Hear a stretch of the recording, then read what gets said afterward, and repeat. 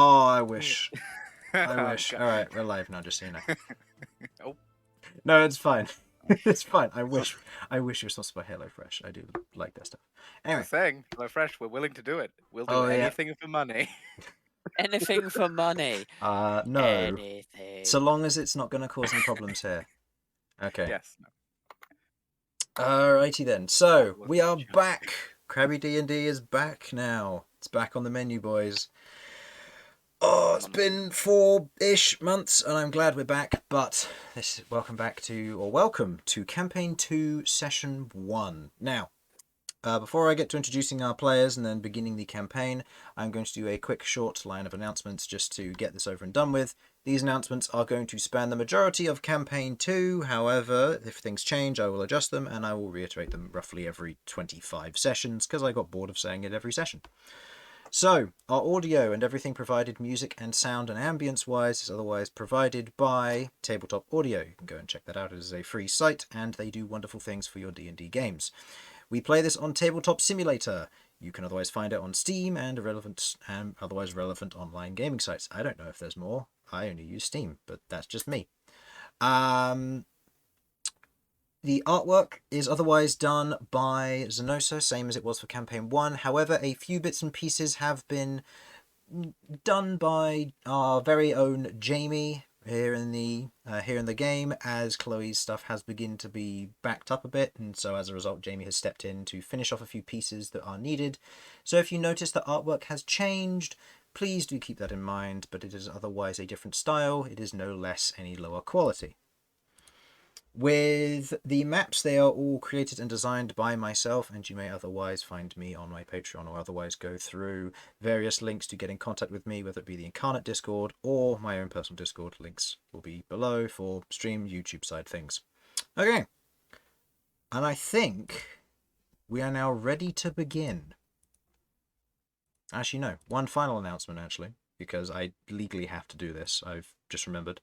Some of the music, if it does get used, is from a game called Apothecaria. That is otherwise made by Blackwell Writers. If you are looking to play a weird game that is otherwise PDF based and you play it on your own, listening to music and going through various puzzles and challenges, it's quite fun, if a bit strange, but it is a fun thing to look into either way. So, I would recommend looking into that, but I will be using some of the music from them. So anything else anyone would like to say before I get to introducing you all? No. Potatoes. So my crew for Campaign 2. We have lost Sam, but Sam bowed out because he is handling his own D&D campaigns, and very good luck to him. I will be hearing intently as things do continue from there and listening in, but that doesn't mean that he hasn't had an impact in this campaign already, as he has helped me design monsters, encounters, and make life difficult / interesting for the players already, but that's fine. So, I have with me here today, Jamie. Yo. Harlan. Hello. Sudz. Greetings. Simon. Hello. Infernal. Hello. And new Jamie. Hello. Yes. So, without further ado, let us begin Crabby D&D, Session 1. If you could all mute up for me, please.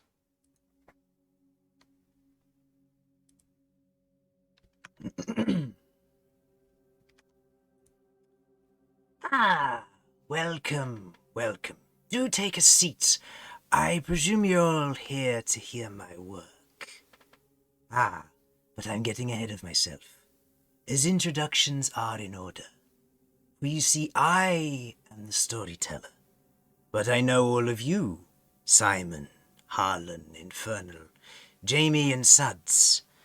I have read your tales from before, and seen where you rose and fell for many of you. However, today you bring a new friend to my table. Another Jamie. This will get most confusing, so let us refer to you as New Jamie from here on in. So, take a seat and relax. Let me begin your stories. You have spun. This adventure takes us deep below to a land previously known as the Shattered Crowns Alliance. The Shattered Crown's alliance was a vast land that covered 60% of the southern hemisphere, with the other 40% being coated in an ancient swampland and barren wastes. However, 45 odd years ago, a war broke out between the leaders of the alliance and what was known as the new-founded empire. Under the guidance of an unknown ruler, the alliance sought to bring the empire down and bring about the return of their true ruler, Ringar, an ancient scion of Devad, who tried to take power before, some 300 years before that. With the empire winning this war, and the Shattered Crown's alliance was broken into 4 main factions. The northern regions along the coast became known as the Beastlands, that belonged to the folk of centaurs, minotaurs and skin-shifters, who were enslaved and persecuted during the Shattered Crown's reign, are now the lands of trade, commerce, and a fresh start for many. The eastern central region, south of the large mountain ranges and dense with forest and wastelands, lie the Dawngrasp Majocracy, a place of magic and study, dedicated to the preservation of history and magical power, yet holding themselves higher than many others due to their higher magical strengths and constructions. The southern regions that cling to the southern polar cap is clad with spiny fir trees and sheets of snow and ice, a treacherous land to be sure, and that is laden with mountain peaks and bands of marauders who pick from the folk north of them, raiding and pillaging their lands, or hunting from the harsh wilderness that resides within and under the rule of a single king, the Ice King's domain. And finally, where our journey begins, within a land known as the Raldine Alliance, reforged from old and formed between many houses and powers from across its land. The Raldine Alliance is home to any and all people, a place of strength and discovery, recovering from an old history of bad rulers, rebellions, and war, now seeking a brighter future. However, where your stories begin is somewhere not so grand, I believe, and we shall see how your stories bind together, for you never can have too many friends. A growing trade town, known as Trendlord's Rest, resides on the edge of the Taurus mountain range, and is the hub of commerce and excitement, as it paves the way for connecting the northern regions to the Southern Alliance through safe passage. The streets, however, are somewhat sparse with residents, but bands of guards and mercenaries patrol the streets while the adventurers rest. The early morning birds begin to chirp and sing from the surrounding trees. The smell of fresh-baked goods and meals seep under the doors to for the first of you to wake, and ready for a new day, Lloyd and Damian. Within the Serving Giant Inn, a grand 3-story inn and tavern that is masterfully crafted from stone and metal and decorated with convenience crystals. The beds you both slept in are comfortable, woolen and soft, but the alluring smell of sweet tarts, pancakes, cooked meats, and morning breakfast meals greets you both, as you both begin to rouse from your slumbers. Lloyd, you are the first to rise from this 2-bedded chamber. Lloyd, an otherwise curious human male, with a completely bald head that is adorned with a number of deep red-eye tattoos that are a rare occurrence, or on rare occasion will shift and move as if like real eyes, yet never blinking. While surrounding his forehead and temple like a halo is a thin red yet somewhat messy stitching scar that surrounds his entire head and interrupted by a single black eye tattoo onto his forehead. His features are somewhat smooth and slightly roughened, yet hold a stern look to him. Covering his torso, he wears a sunset orange robe with a bright golden thread sash and vibrant red rosary beads that hang around his neck, while his shoulder is mounted by a thick half cloak, that is designed with a cream and dull brown colour to it, arranged in a net-like fashion. Around his waist is a thick sash that is adorned with a few books that are held in place with holders, and to his side as he stands, what looks to be a long staff-like weapon with a pointed metal tip and 2 protruding metal edges. similar to small sickles in design.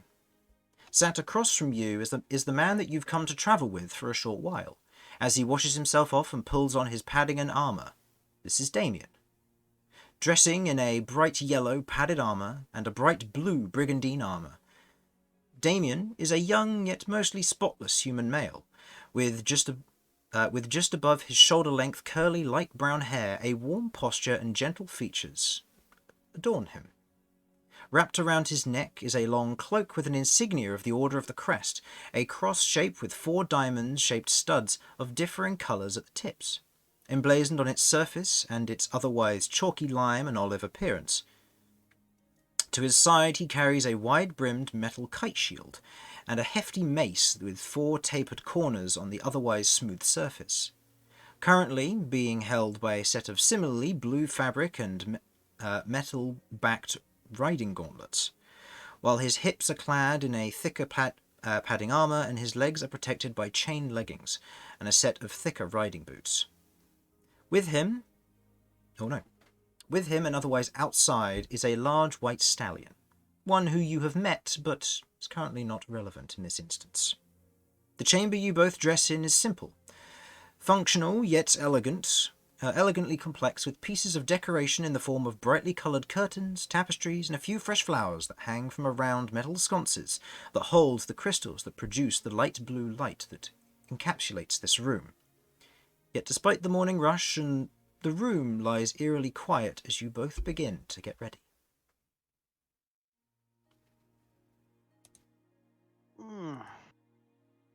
Where do we need to go now?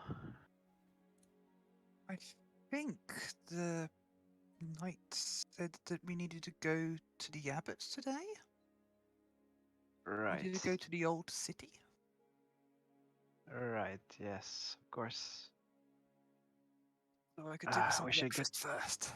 Yeah, we should get some food first. You ready to head down? 1 second. I just need to prepare something. No problem. I'll wait by the door. Okay. Thank you. Those guys from last night. Hope they're not gonna be there now. Oh, I forgot about them. What did they do again? One of them was pointing a blade at me. So I was walking up the stairs. Did you recognize them? Seems rather Nope. unusual. First time I've seen both of them. Well, I don't like the sound of them then. I have to keep my eyes out for them. Point them out if you see them. Yeah. Let's hope they don't cause any trouble. Hopefully not. Okay, I think I'm ready. Alright, Get some breakfast. let's go get some food then. Okay. Heading downstairs for breakfast, you can already smell the plethora of meals being made, and a few other patrons to this inn and tavern have already arrived for their morning meals. You find a table to sit at and wait patiently before one of your early morning serving staff brings a list to your table from which you choose your meals. What sort of food do you think the two of you would have in this morning? What is there on the list?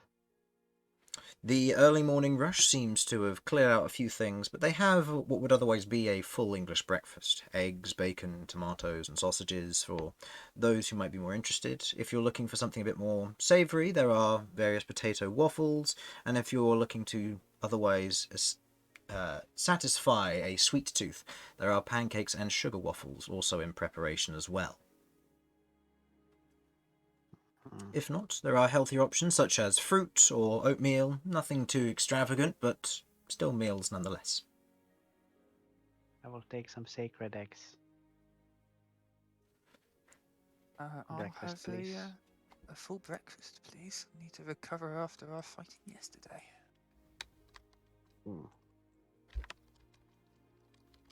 Speaking of which, that poison didn't spread anywhere, right? Not that I saw, no. I think We cleaned I it all don't out. think it got any further than my armor and my lance. Yeah, But I think I'm we sure cleared it all out. once we get up to the abbots, they'll double check us. I'm sure. Okay. I take a look around to see if I see the two from last night. And we'll get to that in just a mo. Shortly Okay. beforehand, in a room not far from Lloyd and Damien's, is a room of two other individuals. Their room, however, is more well accommodated to their forms, with a king-size double bed for one occupant and a more pillow-covered bed for the other. The room smells faintly of sweet flowers, and the scratching of ink can be heard from the desk where the first of these two characters currently sits and writes a letter.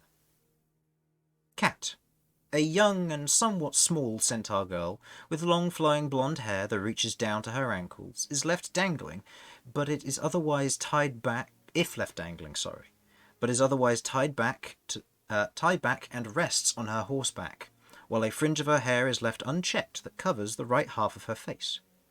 She wears an otherwise colourful blue and red heart knitted pullover with a flowing darker blue cloak, which is held in place by a central pin and lined with soft furs that form a hood.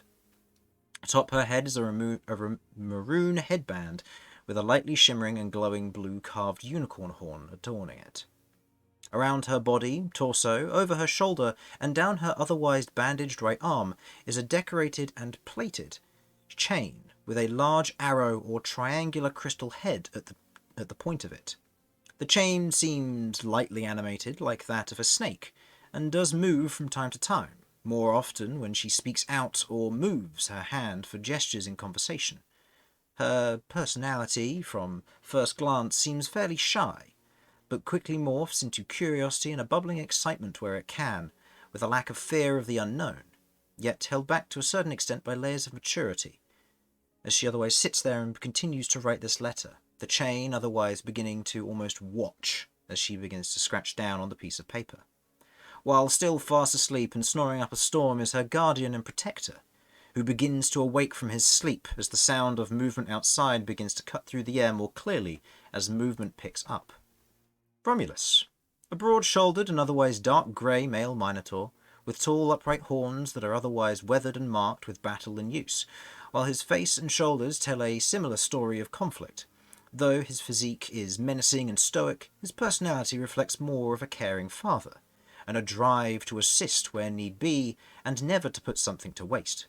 Such an attitude is reinforced by his bare-chested attire, which is otherwise mostly cloaked with a large white furred mantle, with rough bone ridges that run along the shoulders and spine, while his waist is adorned with a string of leather pouches and tools, each made from different hides and bone, crafted by Romulus himself.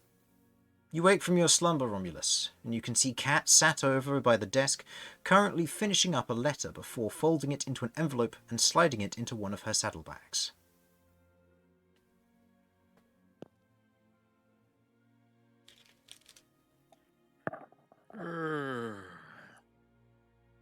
What morning? Morning. I've just been writing a letter to Alistair. I guess we should probably send that as soon as we can. Tell him about the situation here. Well, if not only just the situation, find out what it is that we can do to help. I mean, clearly I'm not allowed to send my crystal parrot out there because, they get upset at that. Hard to tell exactly what would be all right, but I suggest we have a word with people, with whoever seems to be in charge, and go from there. On the note of word, you've got that weird eye guy and the knight we need to try and catch? Not cat, well, talk to them at And least. see if they're or what exactly happened. Definitely. But, no, well, the letter is written. Very Everything well. is done. Are you ready for breakfast? Well, I guess you're not. I mean, we're probably going to have to get dressed. But then we can go for breakfast. Do you think they sell waffles? It's hard to say. I would suggest asking or checking a menu. Yes. Well, I hope I can get waffles. I'm quite interested to see what is going on with those eyes. Do you reckon you can see out of all of them? Well, they did move.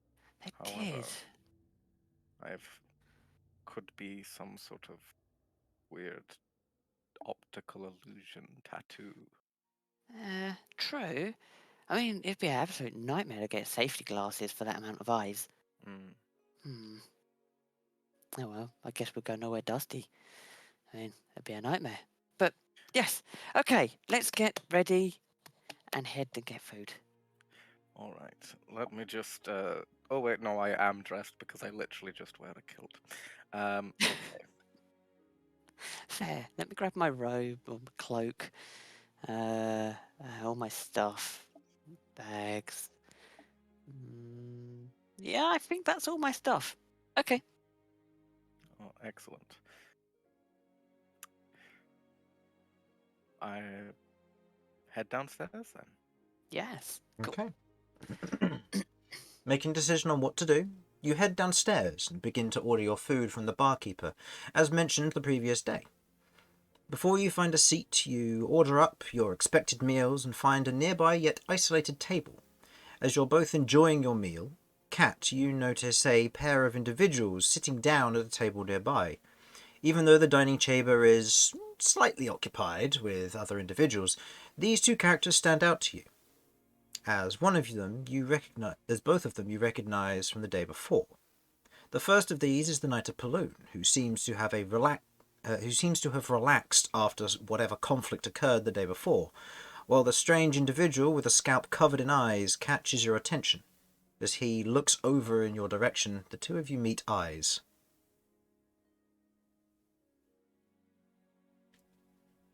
Yeah, I'm in car now. I'm not going to hold back. Hello, mister! The wave.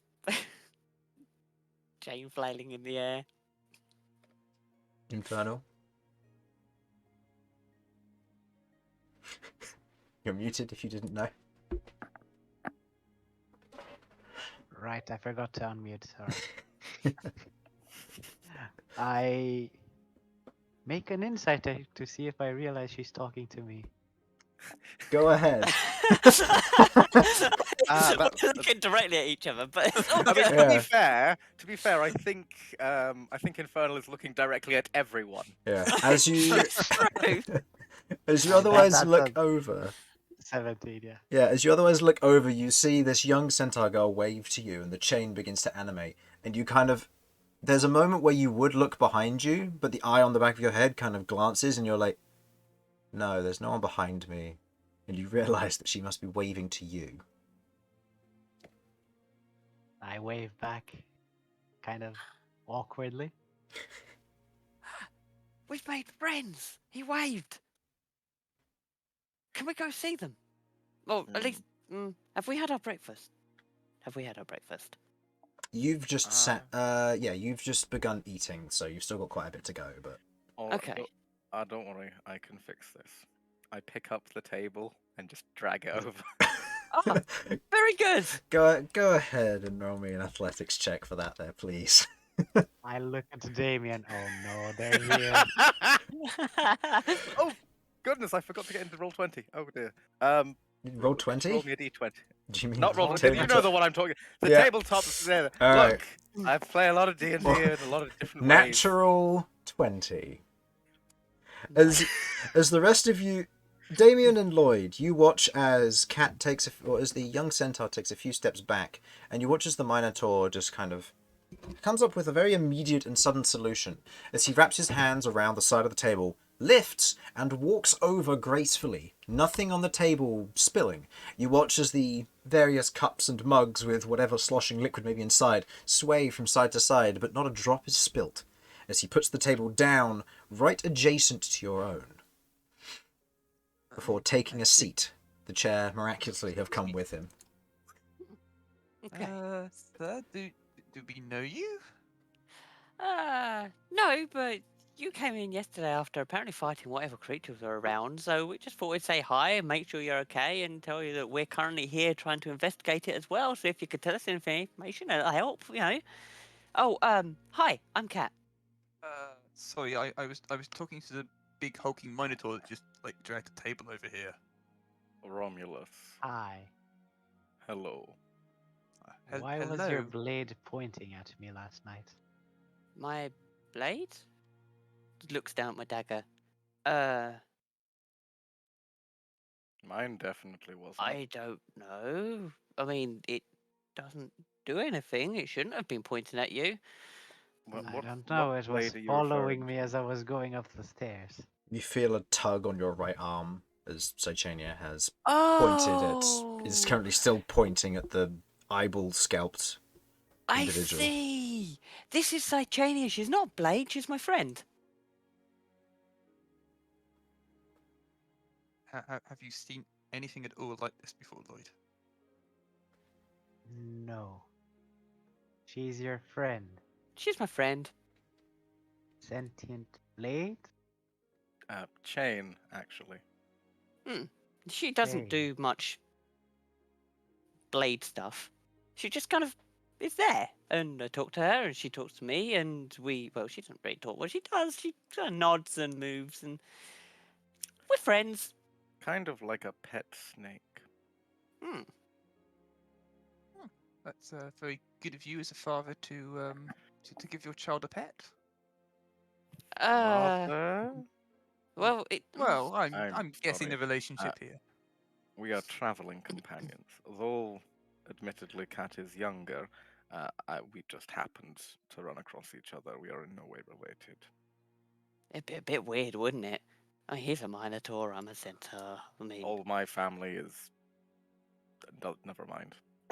Well, I do have a horn, but not natural horn like his. And if you did have Minotaur horns, I'd want to smack you. The Hammerhorn clan are just the worst. We need to talk about that at some point. Said you're also here to clear out the monsters. Yes. And, well, the disease itself, as well as the monster slimes involved. I understand you encountered them. Yes, they kind of ambushed us. Damaged my lance. Wasn't very happy about that. You mean they actually affected its performance, or? They singed the tip. Right. Okay. Does that mean they were acidic, or? Did you set fire to them? No. Were they acidic? I think it was just a slime, just sort of singed the wooden tip of my. They were coarse. From what you remember, they were kind of a caustic exterior. They wasn't acidic to the point that it damaged the lance and questions its integrity. It was more of a light wood burn, I guess you could say. It's not going to questionably change the function of the lance. It's just the creature itself seemed caustic to a certain degree, or lightly acidic.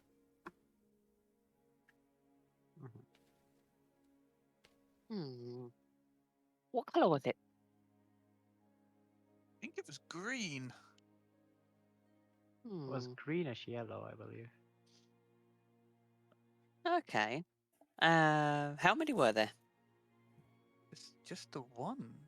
But just the one. I understand from what the guards and the plague knights were saying that this has happened before. No luck catching them slimes then. Just the one slime, actually. Sorry. I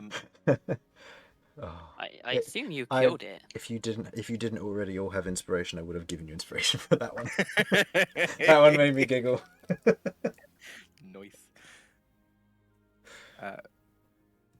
Presumably, as Kat says, you did kill it, right? Yes, we did. I don't suppose you kept any of the remains. No. Right. Although there was some on my armor, but we washed that off.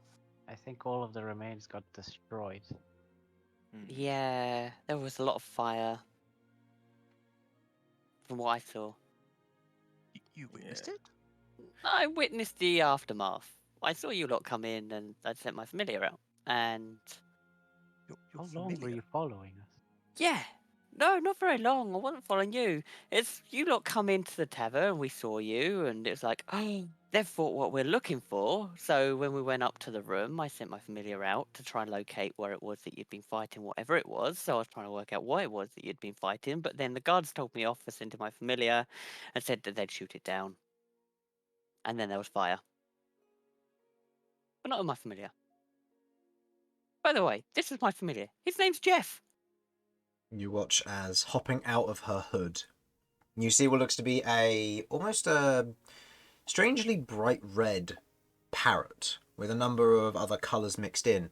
But something that's noticeable about it is that it's somewhat transparent in places, or translucent, as you see almost this prismatic ray of colour shining through almost these crystalline feathers that extend off of the surface of the parrot itself, where the tips are a lot more kind of hardened crystal, geometric in shape rather than traditional kind of fluffy feather that you would expect from a parrot.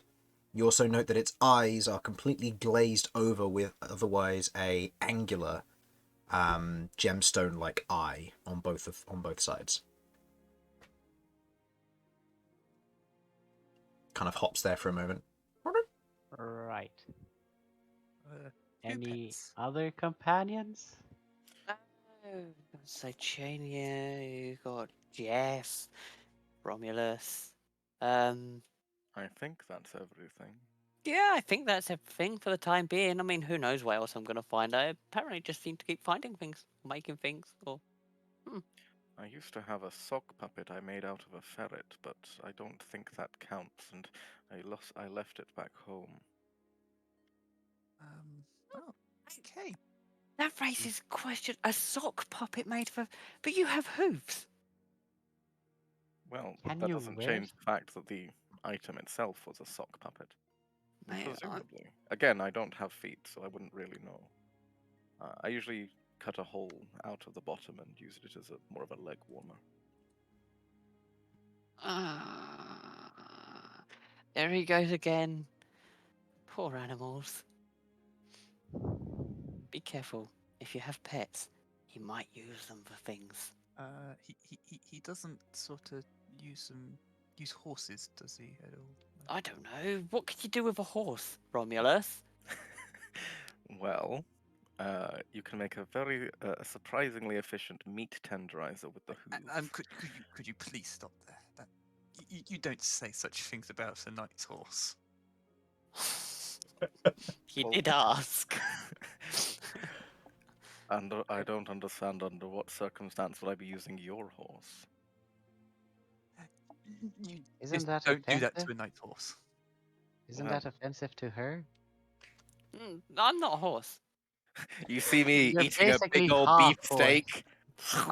I have some horse anatomy, but I'm not actually a horse. That's like turning around to a Minotaur and saying, "Oh, so aren't you a cow?" It's like, they're not cows. I'm not a Yes. horse. That's actually deeply offensive.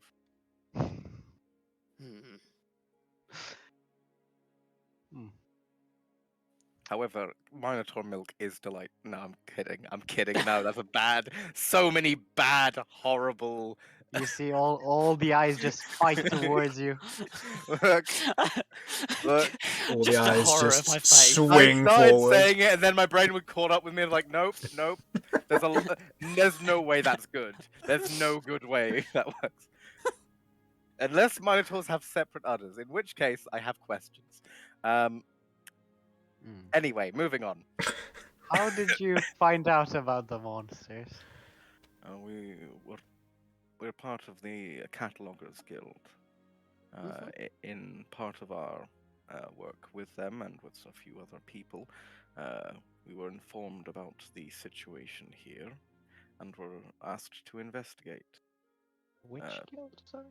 Catalogers. We're here to find out more information about the creatures, but also to assist where we can with the disease itself that they seem to spread. Speaking of, you should probably get yourself checked out. Oh, don't worry. We'll be heading up to do that. Actually, we were asked to specifically by the Plague Knights. They are very thorough. I don't suppose you encountered a particularly large plague knight who seemed rather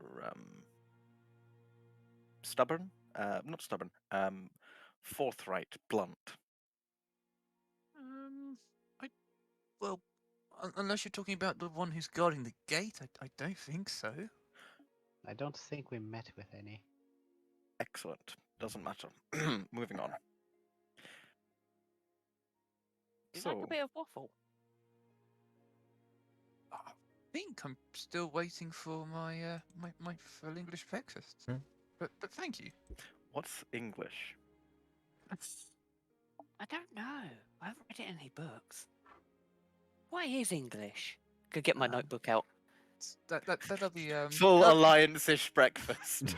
Full alliance-ish breakfast. Alliance-ish, yes.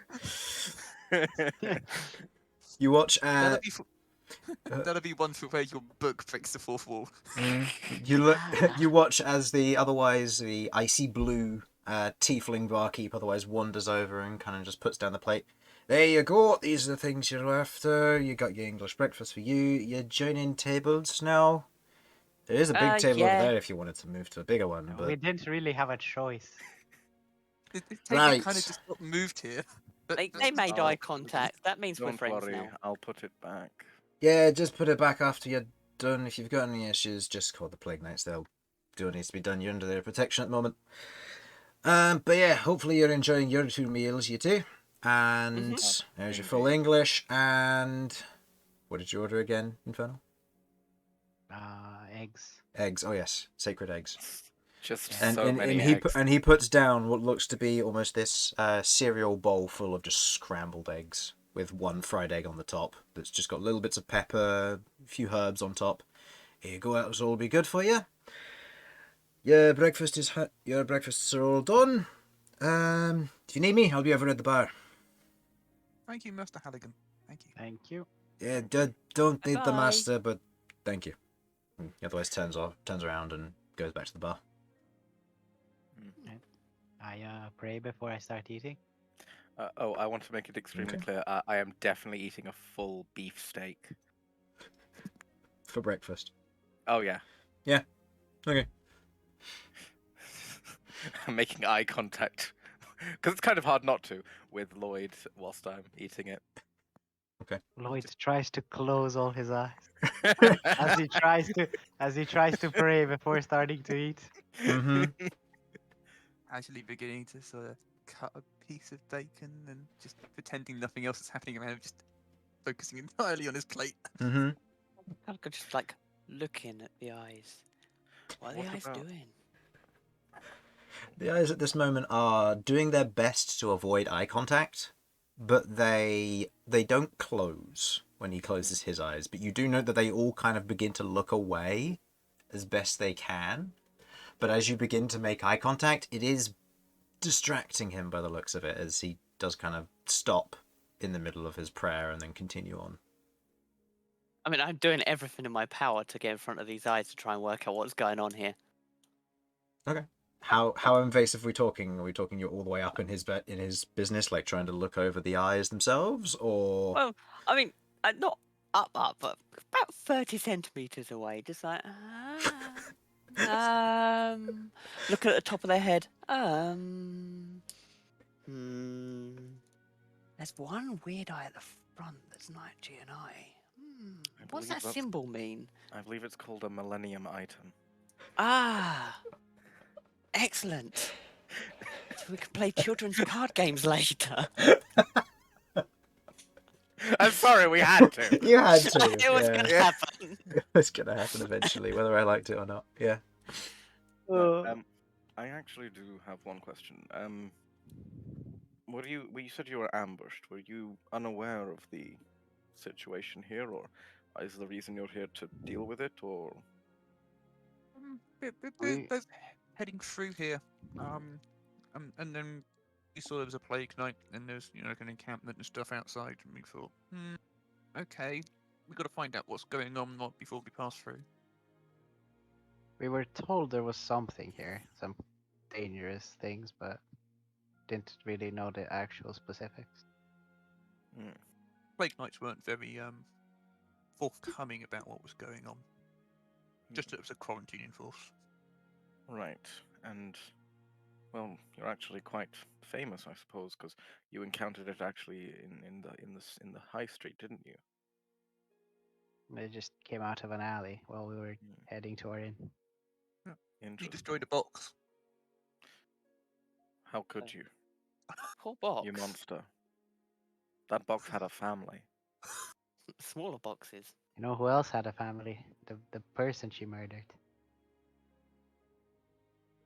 Who? Oh? Someone died? Yes, It kind of absorbed them. Oh no. Oh. kind of got absorbed. It's sort of like Okay, a To skeleton. clarify, by the slime, right? Not the Bless his box. soul. Yes. By the Kind of slime. would be weird if the box consumed the human. You- Although I you have never heard of those know. kind of things existing. How did that work? Did it just kind of like envelop her or spray her with something and then kind of just like gloop over her? The latter. Sprayed her and glooped over her. No, just the gloop. Oh. Just a glooped over her. Yeah. Okay. And did you? Was it like just disappeared or dissolved or? No, he was inside for a while before he Ooh. melted, I guess. Yeah, it was a little disturbing. I don't know if I want to fight these things. They sound horrible. But see, I've got a lance at the moment. Okay. I suppose that will I be think quite we just let useful. those two go in the front if anything comes up. I'm not going near anything. But no, Trust me, I've had neither enough. am I. I've had enough scary things. I don't want to. No. Romulus can. He's strong. Yeah, he looks pretty big. And the knight can. He's got a long pointy stick, so you know Oh, that helps. right. You're a knight. Does that mean you're a beholden to some authority figure or knight errant? I am a knight of the Order of the Crest. If Hey, that is of any Chris, interest. what's the Order of the Crest? Go ahead and roll me a Pallune. Go ahead and roll me a history check. If you aren't proficient, make it with disadvantage because this is lore you Oh, yeah. wouldn't necessarily know Can about. I also roll something for the guild that we're from? Yes, I'm Yes. definitely proficient. If you wish to go ahead and roll for the guild, go ahead and given you haven't interacted with them, go ahead and roll me a history check. If you aren't proficient, make it with disadvantage as well. 14 altogether. I'm proficient in history. 14. One die, yeah. Okay. If you aren't proficient, it'll be with disadvantage. Yeah, I am. Okay. For your 14, I'll say, as you otherwise think about it, Romulus, the Order of the Crest is something you've heard of before. You've never gone that far south, but you know that they patrol the roads from a city known as Pallune all the way up northward to the edge of the Beastlands. You know that they otherwise oppose the Chainers, and they do general patrols around that area. That is the extent of what you know about them. You know that they are the Order of the Crest is the overall name for them, but they are divided into multiple sects and groups. That's probably the most that you'd know about them, given your lack of interaction with them, but you understand that they are the good guys. Oh. Cataloguers Guild wise, what did you guys roll? 21. 10. 21 and 10. Okay. With the Well, the 10, I'm hearing snippets. Oh, okay, you're like, oh, there he goes. Oh, he's out. Given your lack of interaction with them there, Lloyd, you begin to kind of think you don't know of anything known as the Cataloguers Guild. It's nothing that you've interacted with before, nothing you know of. It was never mentioned from where you came from, so you aren't entirely clear. Welcome back. However, Damian, as you otherwise begin to think, you know of the Cataloguers Guild. The Cataloguers Guild, to your knowledge, they're relatively well known, not necessarily for all the good reasons. They're a group of individuals, typically monster hunters or habitat experiments and kind of identifiers, who tend to go from place to place hunting various creatures that are new or rare or unknown about, and they'll either bring back pieces or the creatures live to be tested, to learn everything there is to learn about those creatures. Not always for the best and most humane ways in some situations, but that's typically based on the hunter's methods. You know that the Cataloguers Guild are known for accidents, where various creatures will be not released on purpose, but they do break out of their cages and they have caused issues. You know that the Cataloguers Guild are present in Pallune, where you hail from, and they are typically a more responsible group within the main city. But you do know that they do spread through pretty much every corner of the Alliance and beyond to a certain degree. They aren't the nicest of people sometimes, but they're a great resource if you can get on their good side. Okay.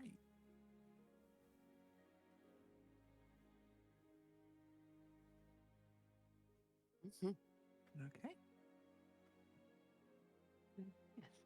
Well, we've got to meet someone called Alistair. Well, we're trying to meet someone called Alistair. Well, yeah, he's in the quarantine zone. And there's concern that if we go in the quarantine zone, you can't come back out of the quarantine zone. We kind of don't want to be stuck in the quarantine zone. But we did find out there is a guy that has access to going in and out of the quarantine zone whenever he wants. And you've just got to get special permission. So it's one of those where, do we want to go in there and potentially get stuck, but then potentially not get stuck because we are doing things and we've not come into contact with stuff? Who knows? Saying that, I- we've come into contact with you, so we might be infected with some horrible disease. So polite, thank you. But by by quarantine zone, do you mean the old city where the abbots could be found? Yeah, essentially. I Oh mean, yes, that is the quarantine zone. that If you is a go there, quarantine you're stuck zone, yeah. there. Well, that's where we're heading after We have to this. go there, so Oh, I guess you have come into contact with it, and now we've touched you. It's been nice knowing you. Do we have to go to the quarantine zone, Romulus? Like we've touched. Well, we've been near them, but I don't know. I don't know how these things work. You were unnecessarily close to my head earlier. Oh, you saw me. So do all of these work then? No, Oh. but How I did could you know? feel you breathing on my ear. Oh, right. They do But move. they move though. Yes, they do. But you can't see from them. They give me awareness, but no, I cannot see from every single one.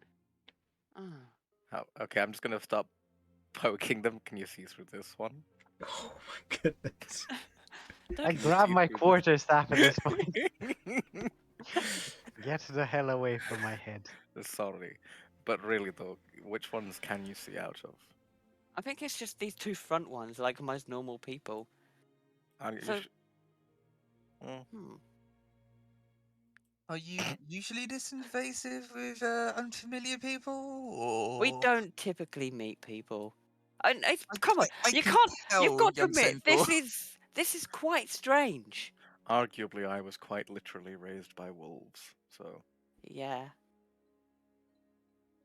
I mean, I've met Mhm. people, but I've never seen this, and they moved, and I was quite fascinated by it. And that symbol in the center of your forehead, what does it actually symbolize? Is it like a cult or like a family crest or something? Are you done with your food, Lloyd? Yeah, I am done. I think it's about time we head out. Absolutely. Yes, it was nice meeting you. Maybe we'll meet some other time. Yeah. It's fine. We're going that way anyway. Ah, well, we'll see you later then.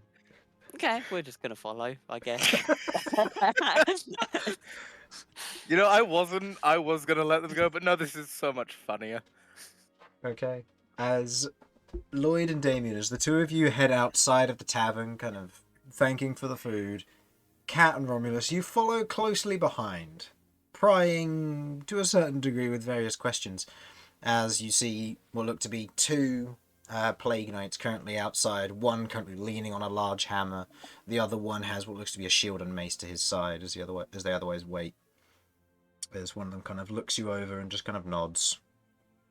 Alright, we'll head off this way. get to the hospice, and you can get yourselves looked over. You've acquired new friends since yesterday. I wouldn't refer to them as Involuntary friends, but yes. Nodding in the background. Hangers on. Violently. Are they a problem? Do we need to remove them, or are you... I mean, I can deal with them. Alright. No, maybe not the tall one, but we'll see. Oh, one moment. Challenge. I go back inside and move the table back where it was, and then come back out. Okay. You easily You just move from the out there, table. you just hear it.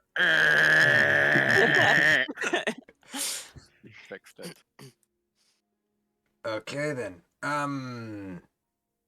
This way then. As he otherwise gestures, and you begin to be led off towards the hospice.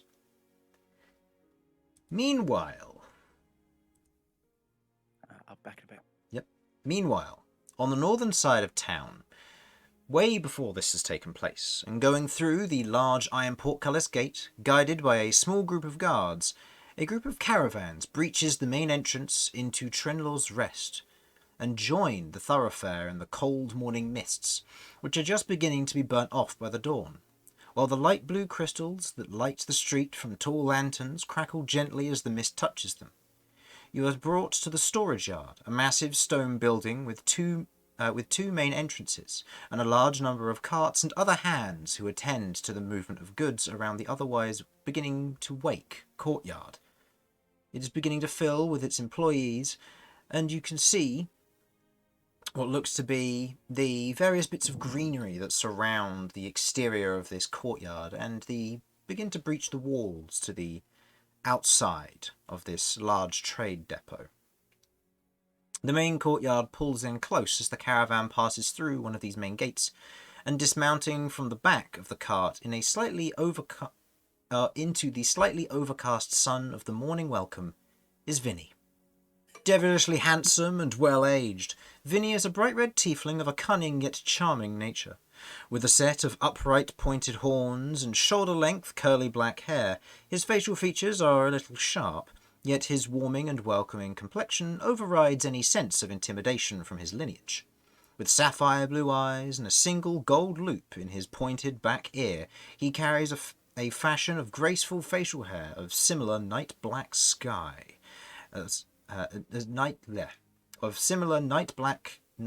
black as his hair. Vinny is dressed in a simple white sailor's style tunic of billowing sleeves that are kept in check by an ocean blue coat. Simple black trousers and a set of rimmed leather boots attached to his belt, contained within two lightly decorated leather sheaths, are some well-kept and maintained scimitars, while a broad-hilted longsword pokes out from a wrapping between his back and pack. Not long after, everyone else has gotten out of the back of the cart, and as they begin to help to move the crates to pallets within the storage yard, Kay pokes his curious head out of the back of the cart. It's hard to say what Kay is exactly, however his form is small and covered with basic fabric clothing, and a large cloak and hood covers the majority of his form, yet from the top of a long-beaked plague doctor's-style leather mask, two mouse-like ears rise up from the slits. The rest of his attire is mysterious, bar a patch of stark white fur that just below his chin around his neck area. Around his waist, a thin belt that hooks a small curved dagger sits alone and barren of any further accessories. Despite this, his character is that of a learning and curiosity, and a rather strange attraction to specific foods. He is a loyal character that ties to those who he has worked with, and often finds ways of making friends out of those troubled, while bringing the privilege or wrongdoers to their knees one way or another. Lisa, the burly Minotaur caravan leader, steps out and shouts out to the rest of the troop, piercing the gentle movement of the personnel and birdsong within the otherwise cold courtyard. Well, we're here now, so let's get this cargo off and get back north. I don't want to get caught up in whatever's going on here. Move it! As Ordok the Centaur begins unloading the crates, Beniggs, your smart yet otherwise haggled morning-haired dwarf begins exchanging details of stock with the yard keeper.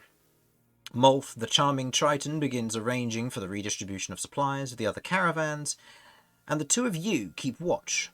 Moon, your tabaxi salesman, sidles up to you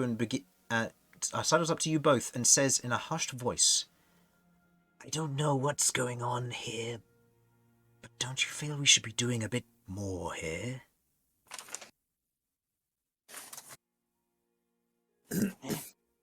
Vinny will lean in and whisper back.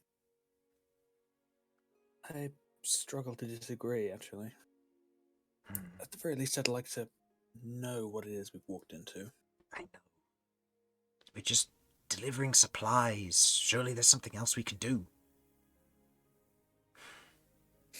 I don't know. I don't want to get in Lisa's way. I know she's quite set on getting back home as soon as possible, so... Yeah, understandable. It would be quite a big disruption to get caught up here. But maybe I can take a look around. See if I can gain any insight. You could. I mean, we've still got... We're not likely to get back out straight away. We might have some free time. Maybe.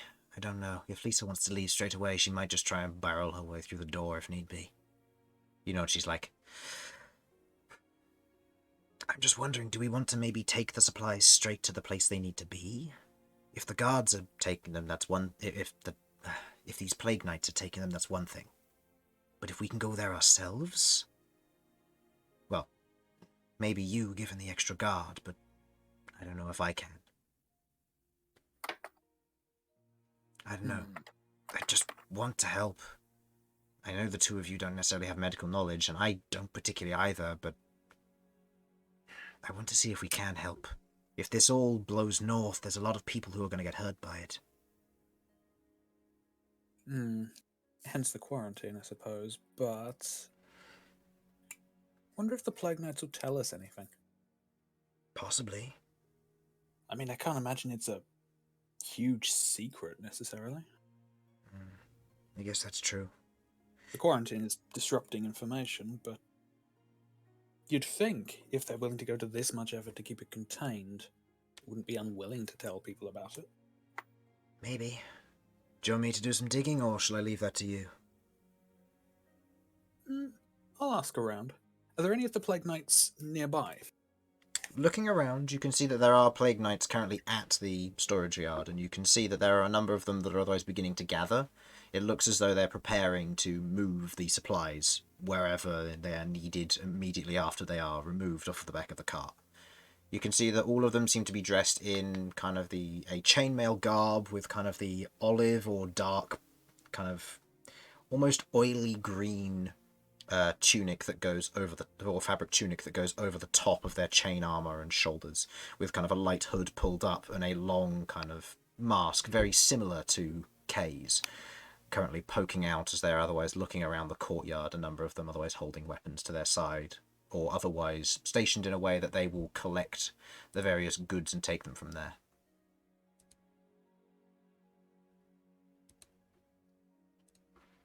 There are a few scattered around. There aren't any particularly isolated guards, if that's what you're asking. Okay. Yeah, if there's any in like a small group, I might head over to one of them. Okay. Yeah, looking around, you otherwise see what looks to be a small group of guards, or plague knights, I should say. You see that they are otherwise gathered off to one side, just inspecting the stuff as it's being offloaded. Lisa otherwise has a shout at Moon for otherwise getting distracted before he goes back to offloading various bits and pieces. You're kind of watching. You take a few steps over and sidle up to them.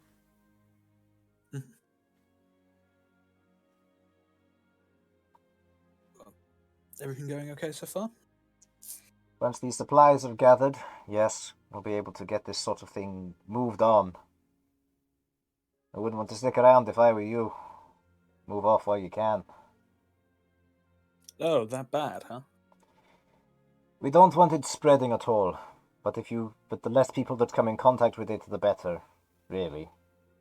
We're keeping it under control as best we can, but there's still things happening which we don't quite understand. So we're just trying to get the grip of the situation. Nothing to worry about, though. You'll be in and out as soon as you need to. That's good to know. Do you need an extra pair of hands, though? You seem like you're, I don't know, run off your feet here a bit. Go ahead and make me a persuasion check.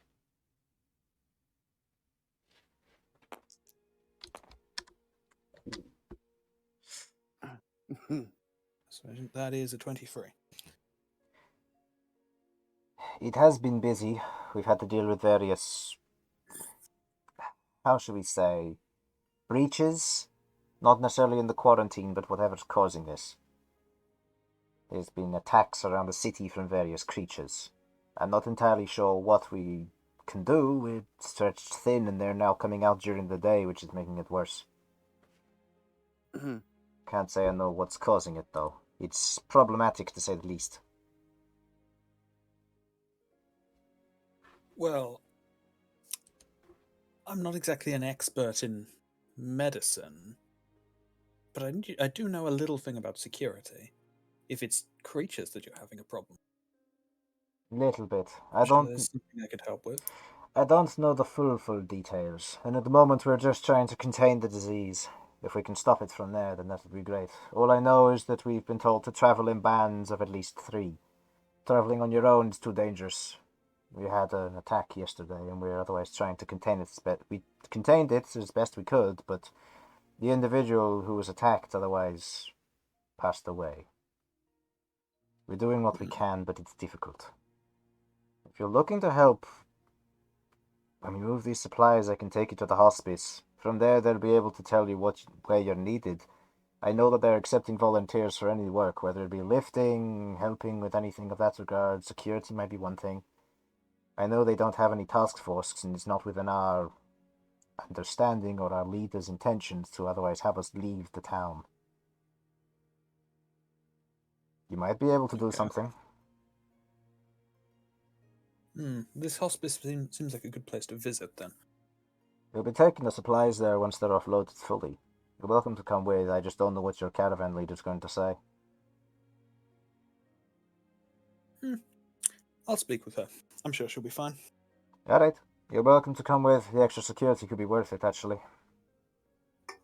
No problem. Happy to help. Okay. Okay. I will... First of all, was it...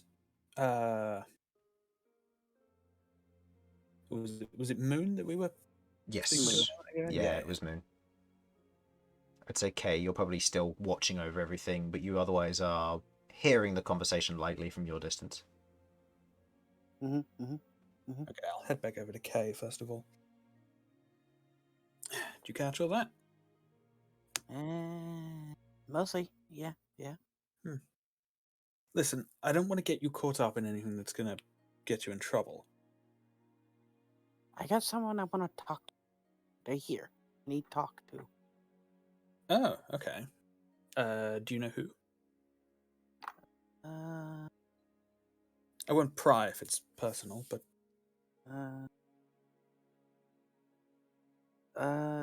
Somebody named... Head Abbot Vincent Cunningway. Head Abbot Cunning. Do you happen to know what he's an abbot of? Nope. Maybe? I don't know. Someplace? Some school, I think? I don't remember very well. I just know he's here. Okay, well, it doesn't seem like we're going to get a completely free run of the place to search of our own volition however we want. But we could go check out this hospice. What's a hospice? It's where they're holding people while treating them or otherwise looking after the situation. Sick people Be a lot of place. Partly. At least I imagine so. Huh. Okay. But there could be important people there. There might be somewhere we can ask around. Okay. Also, Okay. I need more food. So, I want food here. Oh, fair enough. We can Cheese see place what here. we can find. Cheese place here.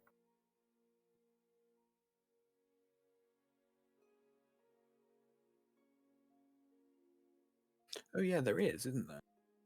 Yes. Yes. Well, we can take a look for it. Yeah. Food. All right. Yeah. Where's Moon wandered off to? Moon is currently over to one side, seemingly kind of pulling a few of the boxes off, and is currently dealing with kind of just moving them onto the crates or onto the pallets with Ordok. And you can see what looks to be a few individuals are currently beginning to otherwise tie a few cables or rope through it to lift it up and onto the back of a cart.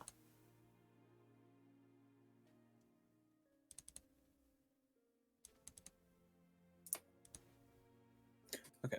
As he's doing, I'll saddle up to him.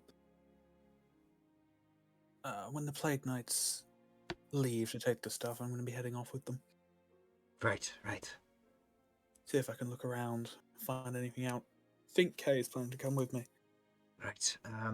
Just make sure that Lisa knows so that there are not going to be any issues. Of course. I will. I'll make sure she's aware. Yeah, I'll have a word with her out once we leave if we end up leaving the city or while we're still hanging around here, if it gets to that. By the way, are me and Kay the only people you've spoken to about this? The others aren't as interested as I am in this sort of thing. Molth is less tied to this. She'll probably want to go north after all of this anyway. She's far from the ocean here and it's hard to connect. Lisa is... I think she just wants out. She doesn't want to get involved in this. She's not one for politics. Ordok does what he's told, and Beniggs might help. I haven't spoken to him yet. He seems still to be drowsy from the morning. If you wouldn't mind having a word with him, just get his take on it. That would be useful. Can do, yeah.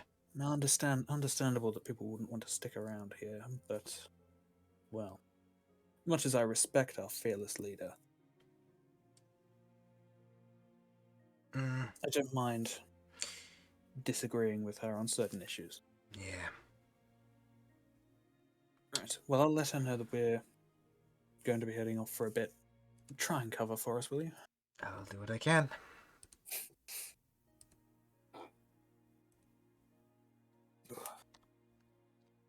Okay. Okay. And You're approaching Lisa? yeah. Okay. And you otherwise walk over to Lisa. You see that she's currently kind of giving a few orders and otherwise overseeing the movement of various goods from pallets onto the back of carts, the hitching of horses, and you can see that some of the knights are beginning to prepare to head out, or as they kind of clamber onto the back, and a few of them kind of move into kind of flanking positions on either side. As you do note, the groups are beginning to gather up and prepare to leave.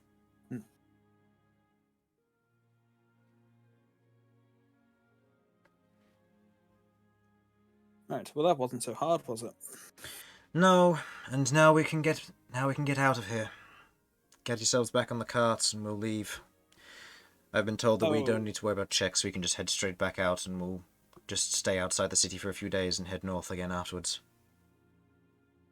That's good. Yes, slight complication with that. I was speaking to one of the guards, and apparently they're having some security issues. And let me guess, you want to run security? Look, I wouldn't get involved if it weren't absolutely necessary, but they said they were running low on numbers. She looks around the courtyard. Aha. And you're going to want extra pay for this, I imagine? Actually, I was planning to do it out of the kindness of my own heart, but now that you mention it... Go ahead and roll me a persuasion check.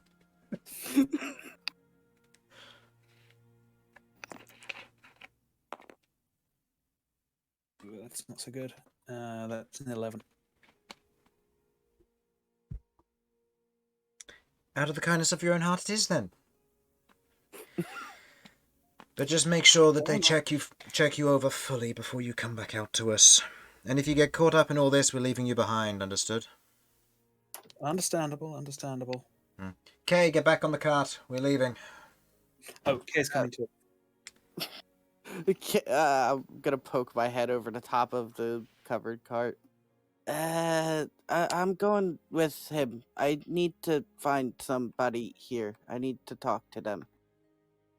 She just stops, almost pivots on the back of her hoof. So you're going to leave the cart without 2 guards? I need person. I'm sorry. It's personal medical issue thing. Yeah. Look, I know it's unideal, but this is important. And besides, who's going to attack us here with the knights around? Just get Benniggs to sober up, and he'll keep one eye out for thieves. She looks at Benniggs. You see Benniggs is otherwise just... He kind of clambers onto the back of the cart, fails to pull his other leg up, so he just gets pushed in by Ordok and just rolls and doesn't bring his head back up. Probably lying in the cart. Yeah, that might take a while. Well, you're a people manager. I'm sure you'll find a way. You get caught up in all this, we're leaving you behind. You're going to have to get back on your own. Same goes for you, Kay. Understood. Fair enough. And you're doing this out of the kindness of your own heart, so I ain't paying you extra. And if you don't make it back in time, I ain't paying you either. You get paid when you make it back north. Okay. Moon, get on! You see Moon's currently trying to talk to Benniggs. Failing to do so, but trying to. Before Moon kind of looks over and go, as she steps past you, as Kay, you kind of jump off the back of the cart. I'll see the 2 of you outside. Hopefully. Hopefully. We'll see you there. Don't do anything stupid. She climbs onto the back of the cart, pulling herself up. Offended impression. Roll me a performance check. Honestly, how good this is. Pretty good. Okay. She doesn't seem too bothered by it, but she gets onto the back of the cart, pulling herself back up. She otherwise gives the shout, and you watch as the 3 of the carts begin to head off before the Plague Knight kind of wanders over. Alright then. Let's head off.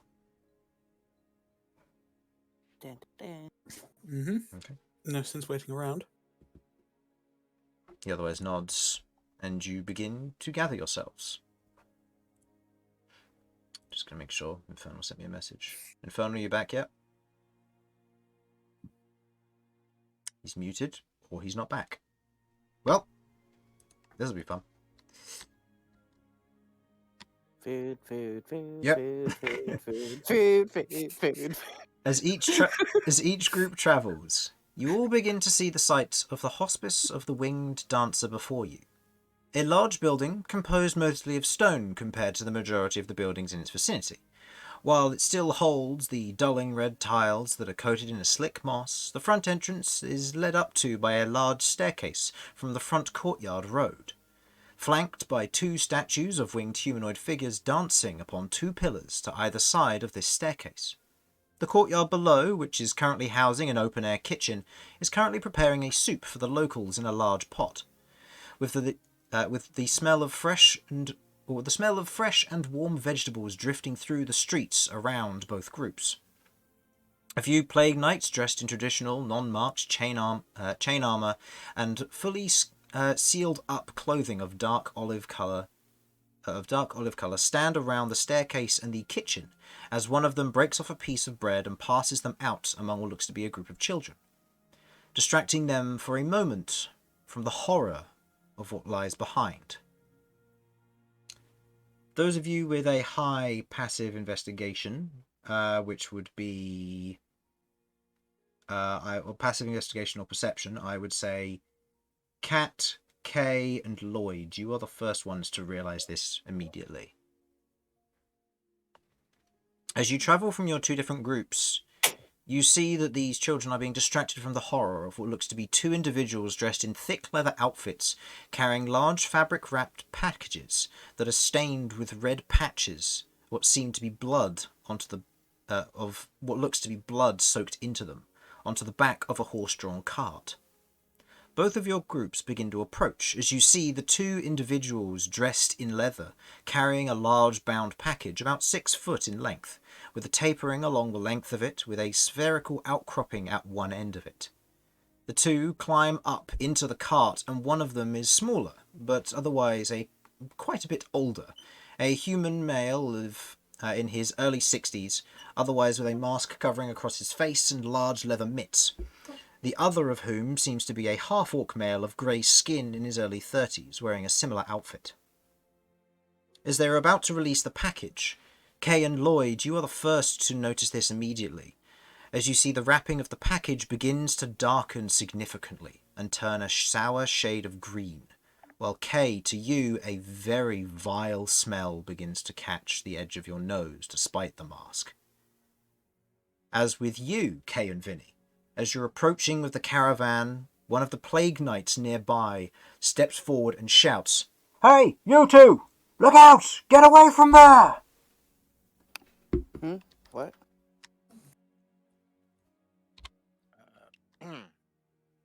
Romulus will already be running at this point to go and save the people. Oh, you don't know. I've got a... Wait, what's the cutoff point for the passive perception thing? I have them written down, don't worry, it's 14. Oh, that hurts. Okay. Let's Okay, the call out was to us, I believe. No, you two get away from there seem to be to the individuals who are currently carrying the package. Two plague knights or whatever they are. Okay. Oh no, not plague knights. Corpse bearers. Corpse bearers, yeah. Correct. Oh, is that actually what they're called? Well, that's what they would be, yeah. Oh, cool. Nice. So standing in the back and standing below. Okay. Very I haven't seen this yet, but I will be looking in the looking at the guy yelling first of all, and then trying to see what direction he's looking in. Okay. Wait, I see this? You smell this, more accurately. I smell this. As the guard shouts it. Okay. The two guards up, or the two plague knights up here, and you also have one with you and your horse-drawn cart, which for the time being, where are my horses gone? I had a tile made specifically for this. Where have they gone?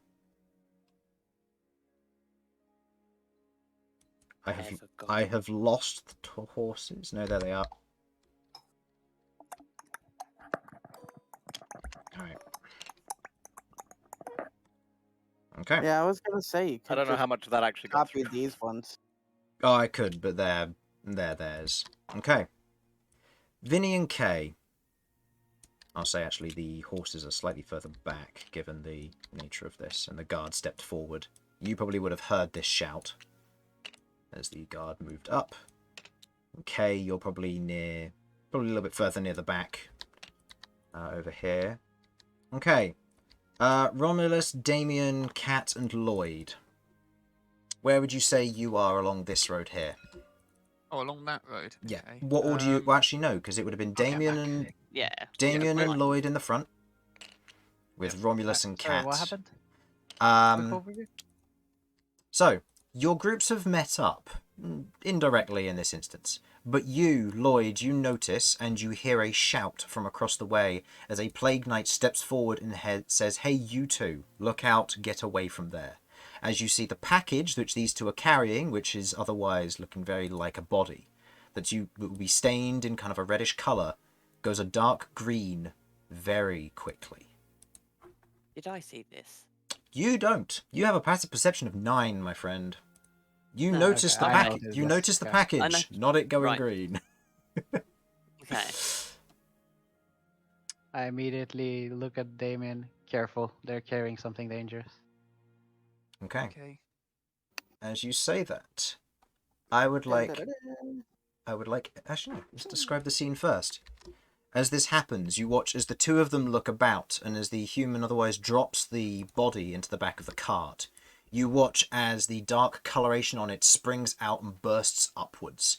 As you watch as these large sludge-like forms emerge from the top of it.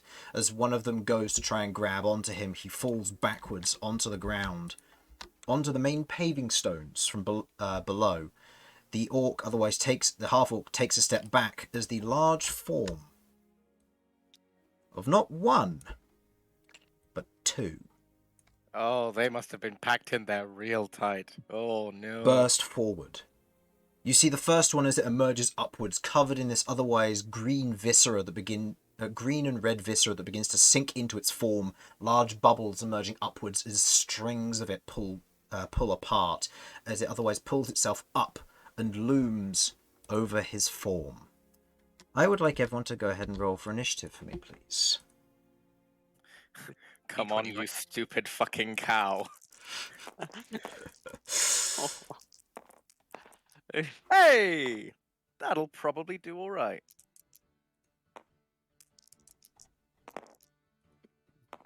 Okay, time to roll up for these things. Oh man, they're doing well. Don't Well, I say think that, it's- Chris. No, if anything could do better than what I've just done. Did you roll a natural Agreed. 1? No. I assume this is as soon Close. as we arrived at the hospice, right? Yes, Correct. that is The hospice is this building here. Okay. Wait, that's a building? I already see a white map. You only see a white map. Does anybody else see an Yeah. actual I map? see the map. I see the map. I see Okay, the I map. guess I'll reload. Yep. you Yeah, need I to can see the reload, map. yeah. Okay. Yeah, So I thought it was an impromptu map because I only saw white. That was it. No, there's actual stuff on this. No, I've spent 4 months preparing to do an impromptu map, Infernal. Are you alright there, Look. Harlan? I'm I'll good. send Why a would I not screenshot be? of what I saw. I'm just making sure because it just says that you have a bad connection. I mean, it's entirely possible. Mm-hmm. That's what I saw. Okay, how do I... Fun fact, did you know these tents are actually just really big leaves? No, they are tents. What, and you're going to tell me next that these underneath are massive cucumbers? Yes. Actually, they're sushi. They're sushi. They're sushi rolls? Yeah, the I sushi knew mat. it. You know. It's the- rat. It's rat kale. Exactly. Yes. Excellent. I'm gonna turn around and say these are bowls of wasabi next. I mean, could be. Could be. I mean, I'm okay with that, honestly. I can appreciate the half-chopped carrot here, though. The brown is soy sauce. The clear one is No. a nice lemon water palate cleanser. Forget the monsters. Not interested in them. This The carrots are actually extremely small knives. They've been coloured orange. I These see. Pay no These attention to the things one that's of been bread- cut up. These things of bread are actually potatoes. Yes, absolutely. Under the yes. cover of a giant. A giant Peas. Dorito, yeah. Okay, Kay, am I going to have you roll to eat the giant Dorito and bread and tomatoes and stuff? Because let's be honest. Next bit. Bonus Sorry. carrot. Hold on. The question is, I forgot what was the smell that came off of this thing? Fairly foul, but intriguing. It's Oh, got no. my attention. Okay. 25 to 20. I have a 23 with my nimble footwork. Ooh, okay. You are going first then. Is somebody managing the initiative? Initiative orders over here on the left. Once I connect, yeah. There you go. I'll let Sudz take care of it. So, okay. So, we have K with 23, 20 to 15. 19. 19 on Romulus. 15 to 10. 10 to 5. 7. 6. Okay, 7 on Vinny. Cat, 5. 5. Oh, Lloyd and Damian both No 6. 6. Taken together. Okay. Yep. So you two can choose who want. This You map two just can. doesn't want to load. What's You the two quality you have it set to on your options? Because this is quite a high resolution map, so it's possible that you've got it set low. Graphics is on ultra. Is mod threading turned on? Yeah. I don't know then. Do you want me to send you a quick screenshot of what's going on then? Yeah, sure. You can send it in the chat. I'm going to move these over Just and so I shrink can them see the down for layout. you. Yep. Does somebody want to do that, or shall I do that? What? Oh. Hmm? I don't have Send the Infernal ability a to do so. screenshot. I don't Okay. know how to do that. Okay. Otherwise, you'll get all 3 screens. I'll do it. I'll Yeah, do I it. just don't have the ability not to I to do think worry. it prints the one your cursor is on. Nope. They printed it all. Alright. There you go, Infernal. I will... Oh yeah, it does print it all right. I'll do that, and then I'll do you one better.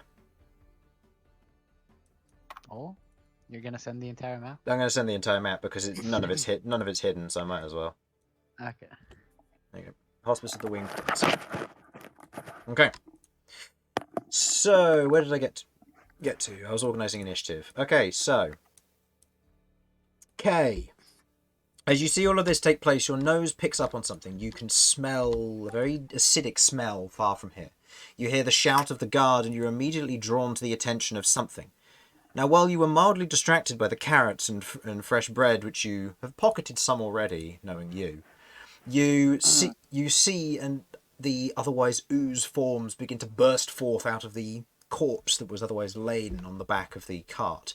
As one of them bursts up and another one begins to dribble and ooze down as the horse panics in place, preparing to run. You see all of this taking place as the human falls back onto the street below, with the large ooze beginning to loom over him. Well, I can't do much, but... Vinny, let's go! 15, 20, 25, 30. Okay. That's all I got. So you got for the moment? Yeah, I can't do anything. Actually, hold on. Wait. It might destroy it, but I'm gonna throw my dagger at this blue one. Okay. Go ahead and make me an attack roll. As you otherwise reach down to the edge of your belt, taking your one good dagger and tossing it. Good is a Yeah. statement. Okay, your one functional dagger. We'll go from there. You toss the one functional dagger as it sticks into the side of it. Go ahead and roll me damage. I believe it's a D4 plus Dex mod for piercing. 7. 7. Okay. You otherwise throw the dagger as it otherwise sticks into the side of it, and you watch as there's this otherwise bubble and hissing. As you watch as a little bit of it begins to otherwise spit out and onto the cobblestones below, the dagger stuck fast in the side of it. Not sinking into it by any means, but a horrible hissing sound coming from the blade that's stuck in it currently. I'm just trying to get its attention. Okay. That's all I got. Okay. End of your turn. On the same initiative, but with a far lower dex than you, on a natural 20 roll, the blue ooze will go. Blue ooze. I would like you to go ahead and roll me a charisma check, please, as the intent here was to try and persuade it to come towards you to a certain degree. Charisma. This will be a charisma check versus its perception. Charisma. That's a 10. Okay. It doesn't notice you. I understand. Yeah. It is going to attempt to attack the human on the ground. He is fallen prone, so this is with advantage. Okay. The dead man. You watch as the ooze otherwise begins to peel over the top, and as otherwise lands next to him, you watch as he rolls out of the way of the strike, otherwise avoiding him entirely. As the ooze has attempted to move into his space and has failed its attack against him. Ah, yes. I love low end creatures. This is great. Okay. Romulus, you are up. You see this human otherwise lying on the ground. You see that he otherwise has ooze beginning to otherwise begin to make its way and try and encapsulate him, but it has failed to do so in this attempt as it falls down and sticks to the cobblestones below. Okay. Can I 1, 2, 3, 4, 5, 6, 7 get over to here to pull him out? 1, basically? 2, 3, 4, 5. Yep, that'll be fine. Remember, diagonally is fine. Awesome. Okay. In that case, I will be trying to pull him out and defend. I don't know exactly what you want me to do for that. Go ahead and make me an athletics check. For every 5, you will be able to shift him up to 1 square from where he currently is around you. Alright, so athletics is +6. Yep. I'm not being an Angie boy, so no advantage yet. Nope. Oh. +6. 9. Yeah. He is voluntarily letting this happen, and as you otherwise kind of grab him and pull him, he begins to scramble and otherwise pull, but the sudden arrival of someone with their hands around him trying to pull him out, even though he's going in the same direction, he doesn't move very far, unfortunately, as he does continue to scramble. But he does rise to his feet at this point, preparing to run. Right. I don't believe I can use my horns as a bonus action. No, that would have to be part of a melee attack. Yeah. So, it's not really much that really works here, but I'll just essentially be trying to prepare myself to interpose myself between this slime and this dude if anything tries to attack this dude again. Okay. So a held bonus action, I guess you could say, to try and put yourself in harm's way. Yeah, basically. Okay. So I'll say that will take your reaction when it happens, but it will be your interposing. Cool. Okay. With that, it is now the second ooze's turn, as it also rolled really high for these creatures. This one, on the other hand... Yep, okay. It sees you, Kay. As you throw your dagger and you jump up and down, and you watch as it otherwise falls off the back, catching the horse in the process, and slimes its way over to you. My poor horse. That is an 8. As it otherwise moves towards you and begins to try and encapsulate you, the rest of you watch from your perspectives as it moves up and over the top of Kay, as you watch his head just bursts through the top as he just springs out through a small opening of a bubble on the side of this thing, otherwise unharmed as it attempted to move into his space. You are currently sharing spaces with it. If you end your turn there, you will take damage. So you'll have to move out of its space next turn. Just so you know. Okay.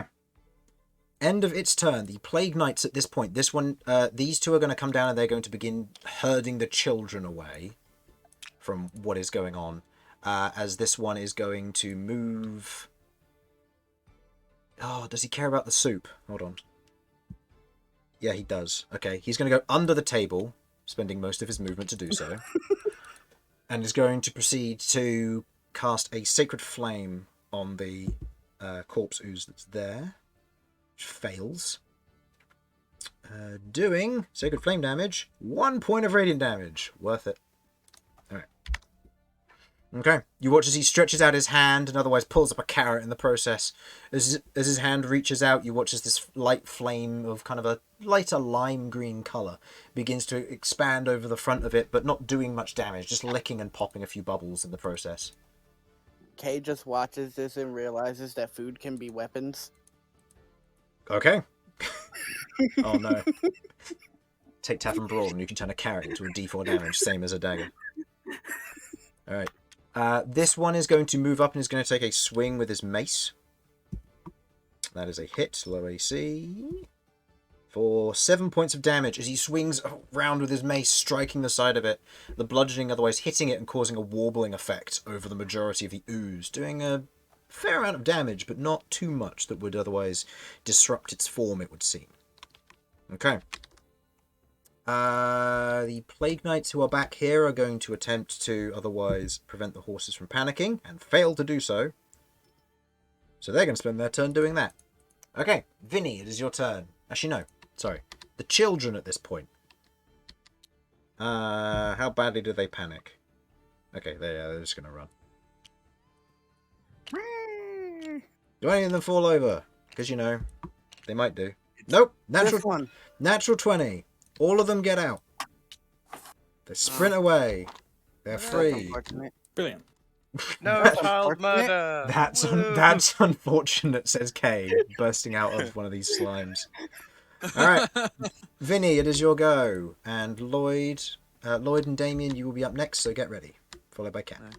Okay. Well, one of these things is attacking Kay, and the other one is already being menaced by an intimidating-looking fellow. There you go.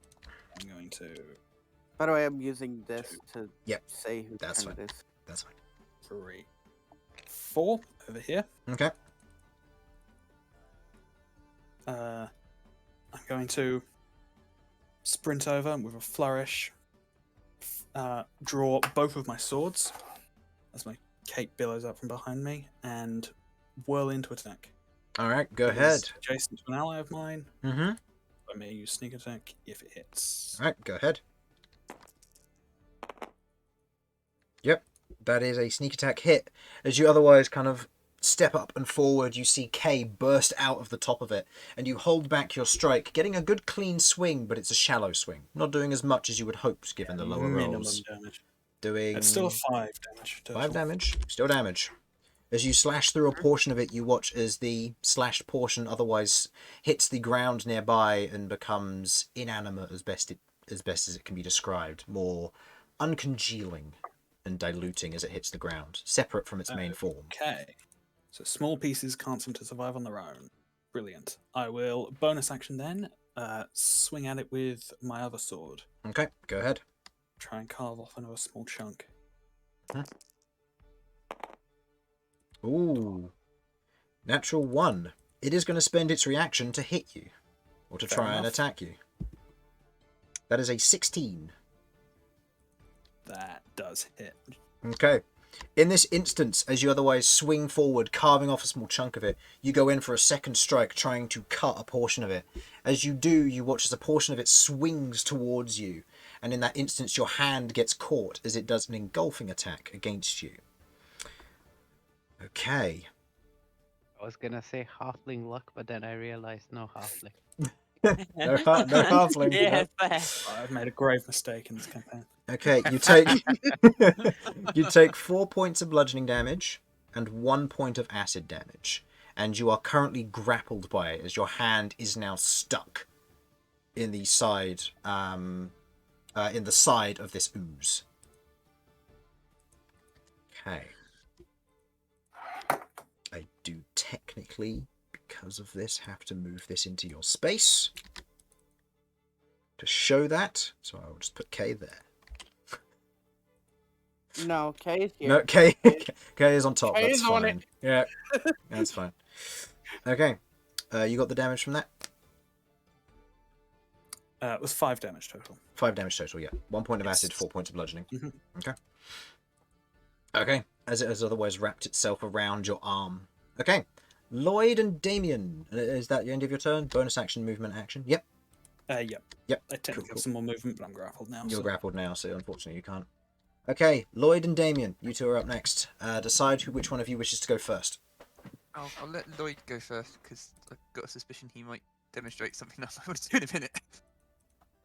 Demonstrate what? Magic. Just a hint. And not too much demonstration. I grab my beads and I pray as a blessing comes about on the Minotaur, Damien, and the guy that just got attacked. On is what's the range on that? Oh, that guy. Yeah. 30 feet. No, the demon guy. Oh, Vinny. 5, 10, 15, 20, 25, I think 30. it's 30 feet. It's 30 Okay, feet, so unfortunately Vinny is out of range unless you wish to move closer. I'll Do move you a want to bit help closer. that random dude? Or the orc? Nah, it's fine. Don't worry about it. Okay, so you're moving there to get within range for Vinny? Yes. Okay. You otherwise run your hands kind of quickly across your rosary beads before saying a light prayer, and you watch as the end of your staff begins to otherwise glow with this light and almost natural power. As you watch as beginning to wrap around each of these allies seem to be these green rings that run underneath their armpits and over their shoulders, almost like sashes. The three of you, it was Damian, Romulus, and Vinny, correct? Yes. Okay, you are now concentrating. And they are affected by Bless, correct? Yes. Yes. Okay. Aw, bless. Ahoo! Okay, you each have a d4 which you may add to your attack rolls, ability checks, and saving throws for the concentration duration. Okay. And as a bonus action, Oh, getting spicy here. need to alt tab. I don't need to alt tab. I have 2 moments. Right. What? Not used to this. I will. Which one was it?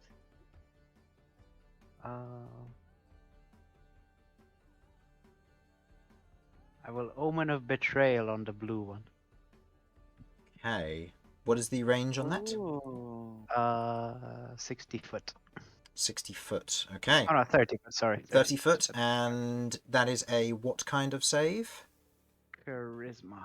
Okay. Does this count as a charm? I can't remember. The target begins to become paranoid and sees all allies as enemies.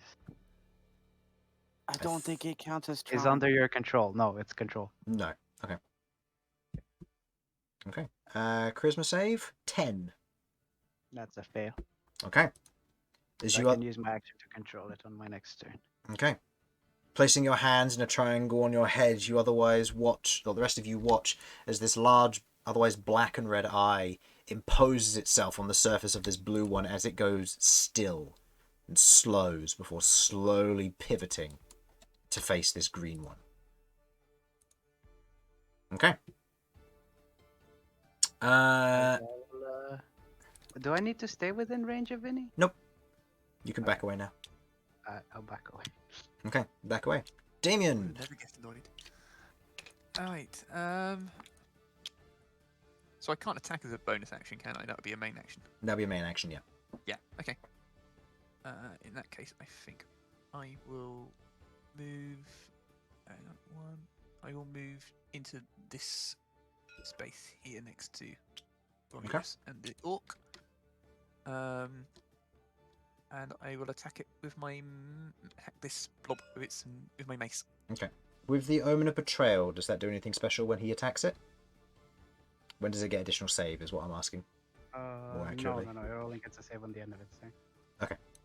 Cool. I'll read it again. Yep, just to make sure. I can't remember if any of them specifically have an effect if you attack them. I believe one of them does. Knocks them incapacitated till Yeah, they take I damage. believe one of them does. Yeah. At the end of each of its turns, yeah. Okay. Cool. Go ahead and make me an attack roll then, please. Okay. Including damage or not yet? Roll the damage as well, might as well. Okay, And I've this got is the with extra D4, your... don't I? This is for the extra d4 is for the added onto the attack roll, but yes. And it's a D8, yeah. Yep, correct. Yep. Plenty to hit. Swinging down with your mace. And that... Popping any divine smites or nah?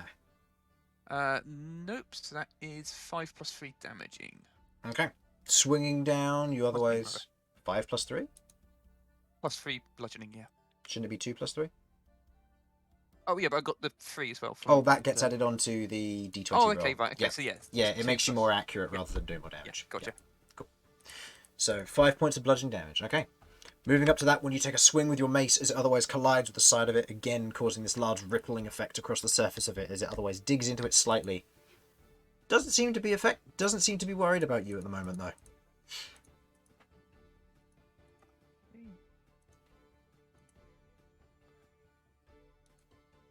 Okay. That's your action? Yeah. Did you use your bonus action at all, or? No, but I'm not sure what I can really use it on, so I think that might be it. Okay. Okay. In which case, Cat, it is your turn. Okay. 5, 10, 15, 20, 25. I'm going to use Magic Missile and the Push Rune. Okay. 2 on this guy, 1 on this guy. Okay. What's the range on Magic Missile? Magic Missile has the range of 120 foot. And you moved forward. Okay. I needed to work out angles because I didn't want to hit this one at an angle so it lands on top of him. Oh, I see, because it's The directional push based. works It's from directional my based yeah. on you. Yeah. Okay, I see what you mean. Okay. Go ahead and roll damage. 2 on which one? 2 on this guy, 1 on this guy. And you're pushing both of them? Yes. This will be moved 5 feet. This one will move 10 feet, I believe. And it needs to make a... Plan. Does it... Oh, it makes the... Because it's a push rune. I believe this is a strength save versus your DC. Push it says... Because it would be if the opponent pushes fails. target by 5 foot per point spent in a set direction. It doesn't actually say anything against the save. Okay. It just says works on So large creature. So it would, works on large creatures. Okay. Oh, yeah, that's a restriction. So how much damage to the green one? So the green one is the one with the 2. So that's these 2. That is a grand total of 10. 10 points of damage. Vinny, you take 5 points of damage. As the magic missiles strike the side of it, you watch as parts of it break off, but as it does so, you watch as it tenses around your arm and you feel a crushing pain. That's 5 points of damage to you there, Vinny. Okay, Kay, your decision. Would you like to go with it or not? And Vinny, I'm riding this thing. This is mine. Alright, and Vinny, would you like to go with it, yes or no? No. Okay, you are no longer grappled as it is pushed back and otherwise pushed by these 2 magic missiles which strike it as it tears away from your arm, leaving otherwise this scar and wound across your arm as it otherwise feels crushed. But you are now free from whatever grasp this was. And this one, and the blue one takes how much damage? 3 points of damage. 3 and points. It should move in a rough diagonal to try and get civilians out of there. Oh, okay, yeah. Back up toward... Pushed under the cart, so to speak. Okay, so we'll have 3/4 cover against attacks for now, because it's pushed back under the cart. Hopefully civilians can get away, and then... And how much damage? 5, 3 or 5? 10, 15. 3. 3, okay. Okay, I'm pushing it back under the cart. Alrighty. End of your That turn? ends my turn. Okay. Kay, it is the top of your turn. You are currently riding on the back of this thing. It is beginning to burn your feet. Meh. It's fine. I am going to... How far up is the roof from this thing? I believe that building is a single-story building, so the roof would be up about 10 feet, I believe, for the lip of it anyway. Is that enough to where I can be able to kind of like jump off this thing and use the roof as a springboard to come hurling myself down at this thing? Back down? Yes. Let's find out. Go ahead and roll me an acrobatics check. Yeah, let's go. Acrobatics. Trying to do spicy crap. Nope. Hold on. Nope. I'm re-rolling that. You're going to use your inspiration? Alright, go ahead. I'm re-rolling that. That is fair. Alright. That's better. There's a moment where you run forward and everybody watches as you jump with the expectation of you to just sink into it like a pudding. But unlike a jelly, you do not pierce through. Your light form helps as you spring off of the top of it, spinning round in the air, landing your feet on the edge of the guttering and tiling before shooting yourself back towards it with the intent. I'm also going to be turning my tail into a blade while I was jumping, Mm-hmm. and while I'm coming down, I'm gonna kind of do like that the spinning around, like Mm-hmm. how I'm Yep. gonna do that and kind of like try and do it quick enough to where people can't see that my tail was my weapon. Okay. It just looks like I have another blade. Okay. Go ahead and make me an attack roll. I will debate this on your hit or miss.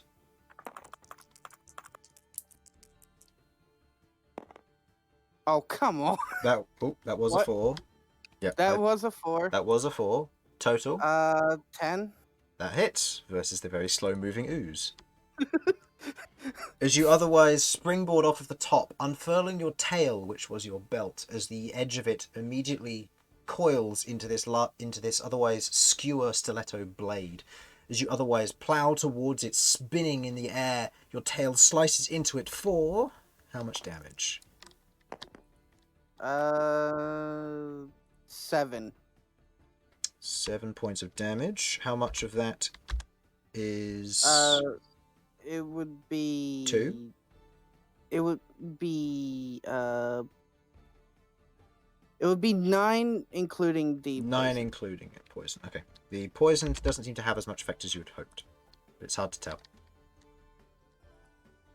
As your blade for a tail otherwise sticks into the side of it, skewering it to a certain degree, you otherwise slice.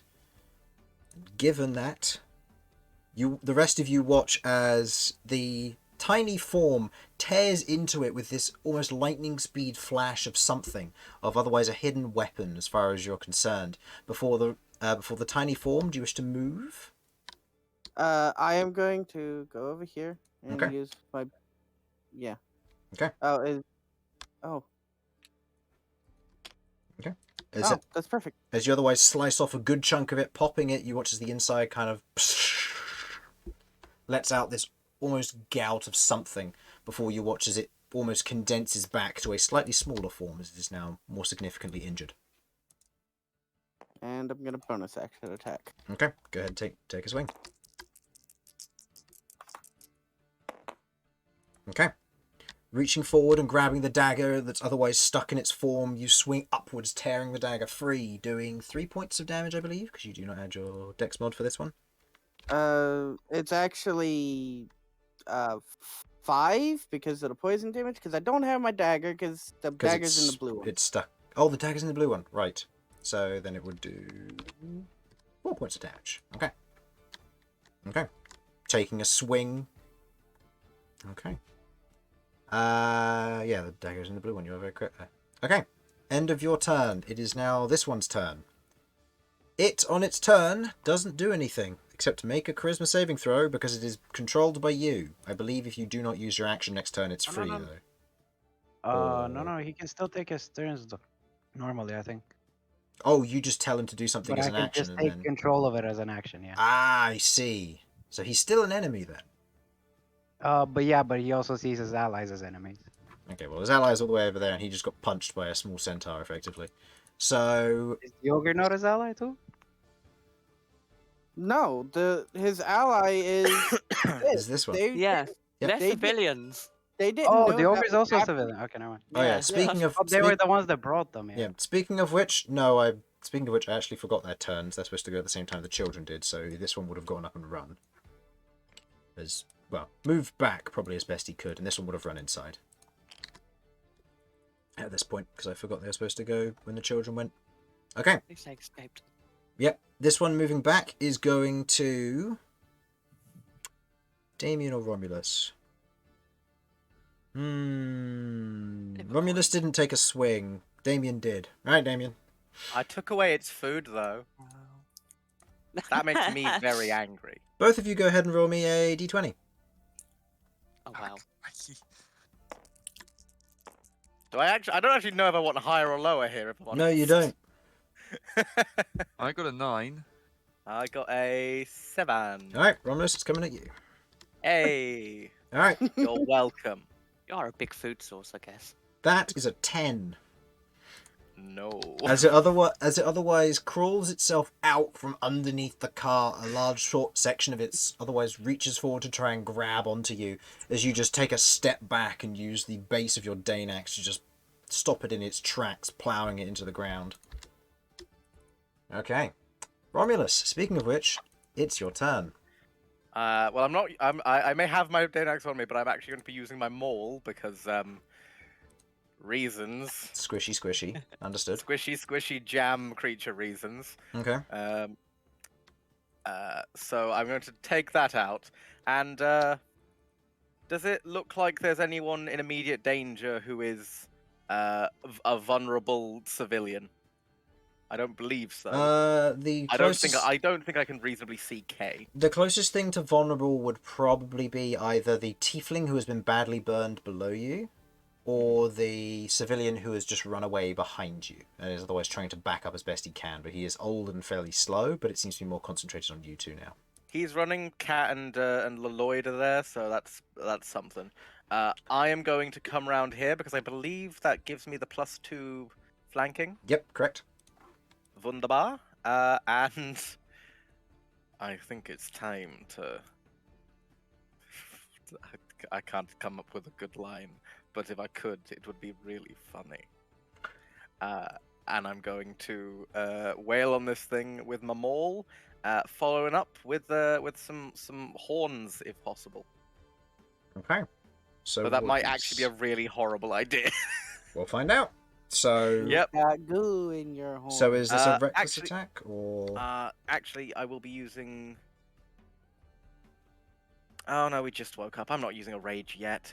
Yeah, I'm going to do this as normal. I will be doing a reckless attack for advantage. Yep. Because the +2 is from flanking. Yep. +2 from flanking, plus advantage. It's just a good system. Yeah. Where am I here? That's. I'm just trying to remember what I actually. You said a maul, so 2d6. 2d6 +4, baby. Or 2d6 +6. Oh no, because you're not raging yet. Okay, so that's an 18. Hits. Hits. You It's established, definitely yeah. hit.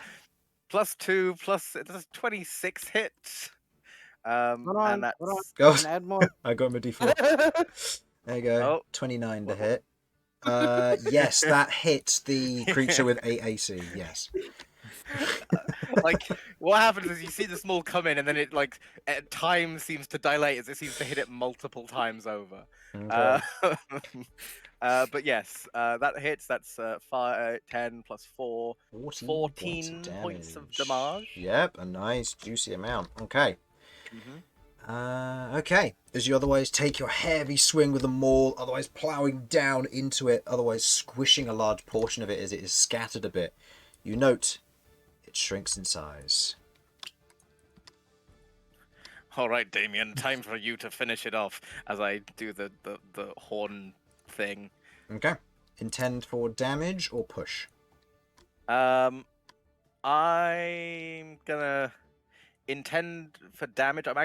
My main thing is gonna sort of like be keeping it at least partly in place. I know that's really fucking hard to do with what is ostensibly jelly, but I can give it a try. If it would be pushing with the intent in grappling, it would be the push. It would be the push one. If you're intending to just do damage, it would just be damage. Let's just do fucking damage. All right. It's less effort, less thought. Go ahead. And I believe that's a D6. It's just a D6 damage. You get to keep the reckless attack, but you do not have the +2 because of its size now. No. Wait, no. You said it has an AC of 8. I have advantage. That is a 6. You also have a D4 technically, but yeah. Yeah. All right, 6 points of damage. All right, that's nice. actually 1. That's actually expensive. But 6 points of damage. Yeah. All right. So... Otherwise, lowering your horns to the otherwise small form, you otherwise gore through a portion of it, scooping it up and flinging it off to the surroundings nearby, leaving a large streak across the street in the direction of your friends. Okay. End of your turn. Corpse 2's turn. Kay, you're going to be rolling versus the guard, as it doesn't know who to attack. Kay, I would like you to roll with advantage because of who you are and how small you are. Guard rolled an 18. It's attacking 16. you. Okay. It's going to take its swing against you. Bring it, slimy boy. That's a 14 to hit. No. Okay. With your small and nimble form, it otherwise attempts to move into your space and try and engulf around you, slowing you down. But you quickly kind of nimbly dart out of the way. Woof, woof. Missing any as it misses all of its attempts to otherwise catch you. Okay. End of its turn. It is the Plague Knight's turn. This one is going to take a swing against it. And as it has flanking, it gets a +2 bonus. Doesn't matter. It would have it hits anyway. And does 7 points of bludgeoning damage with its mace. Good, good. Okay. Next up on the chopping block. Chopping block? Yes. This one, wielding the carrot, is going to run in. He has a dagger. He's the cook. Okay. He's going to take 2 swings. I say one with a carrot and one with a dagger. Yes. First off, the dagger fails. That's unfortunately a 6 as he misses with the dagger. And can I give him a D4 as a bonus for landing with the carrot, please?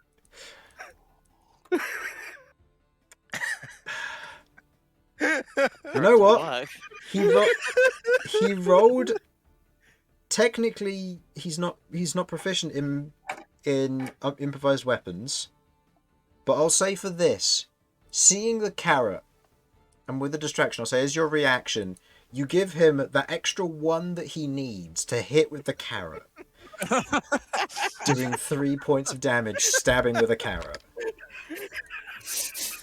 Wow. Okay, these guards.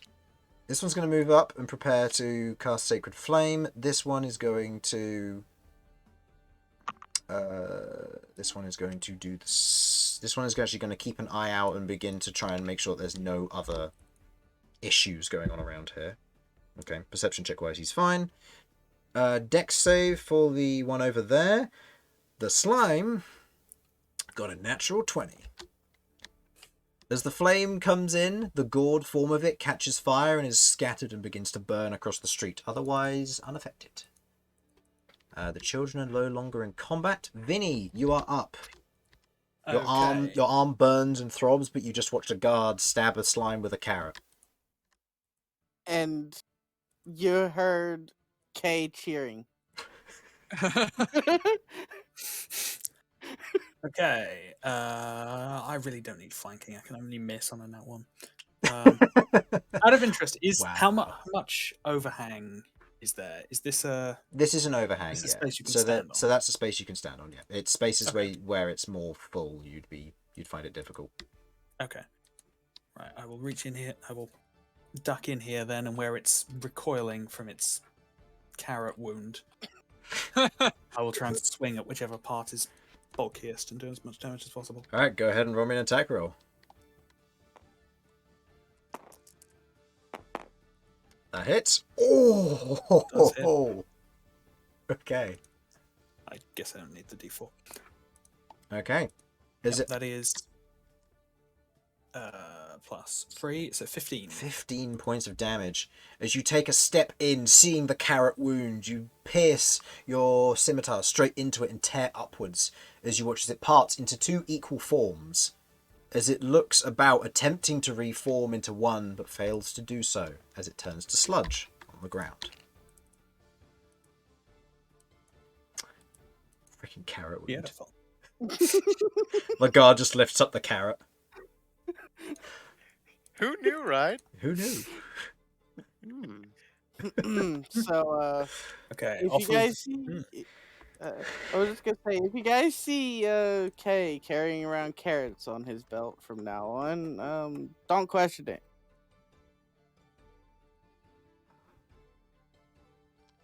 Yeah. Okay.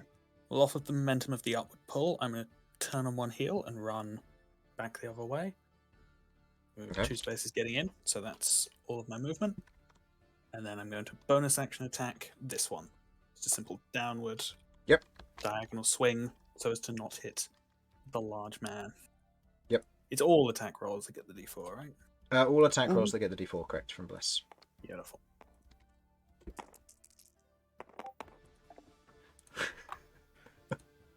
Sorry. All right, what's your? Yep, that hits. Doing. Right, inexplicably that hits. And you don't have 2 weapon fighting, so it's just a Don't 1 have to, so damage. just 1 damage. It Okay. technically hits. It technically hits, and you shear off. You otherwise pop one of the bubbles. It seems a bit perturbed. I feel like it's more reeling from the big Minotaur man. Yeah. But insult to injury, I guess. Oh no! See, what I'm fully imagining is Vinny just quite literally doing the Salt Bay motion with some salt on top of this thing to do damage. Nice. Just walk in and like slap it across the face with the flat of the blade. Yeah. It makes a wet slap sound as the side of the blade hits it. All right. That's a dream. Lloyd and Damian. Lloyd, you're up first. This one is still technically under the effect of Omen of Betrayal, but its ally is dead. No. The wording it says I can use my action to control it. This effect cannot cause them to deal damage to themselves. Yes, so anything that would otherwise question its safety. Okay, so I can't take control of it and walk out of range, so they get opportunity attacks. No. No, you wouldn't be able to, because at that instant it would be either these two then can't perform opportunity attacks because it would act out of it, or it would be it would be doing something that would be against what it's trying to do, effectively. Okay, yeah, because the thing is, this effect cannot cause them to deal damage to themselves. Yeah, what it might so do is like it's asking them to hit itself. No, it's directly or Yeah. indirectly. So, for example, you can't you can't force them to, say, for example, walk off of a ledge to fall and take damage, Yeah, because okay, even though they're not dealing damage themselves, technically it's an act that they wouldn't normally do. Yeah. Okay. Cool. So you could, say, for example, use your action to have it disengage and move, but then it wouldn't do anything. Yeah, It would just get to no its turn point and for walk that. back. Yeah. Instead, I will use Toll the Dead on it. Okay. That is a what save? Is a wisdom save. Uh-oh. That is a non-natural 1. Oof. Well, then it takes a 1d12. Yep. Nice. 8 points of damage. Okay. You watch as from across the pathway with what little is left of this one, you watch as Lloyd otherwise strokes the edge of his rosary beads, and you watch as this otherwise dark green bell falls down and otherwise makes a gonging sound nearby it, and you watch as it begins to split and a portion of it tears away and almost falls to the ground, quivering before becoming still. Okay. Anything else you'd like to do for your turn, Lloyd?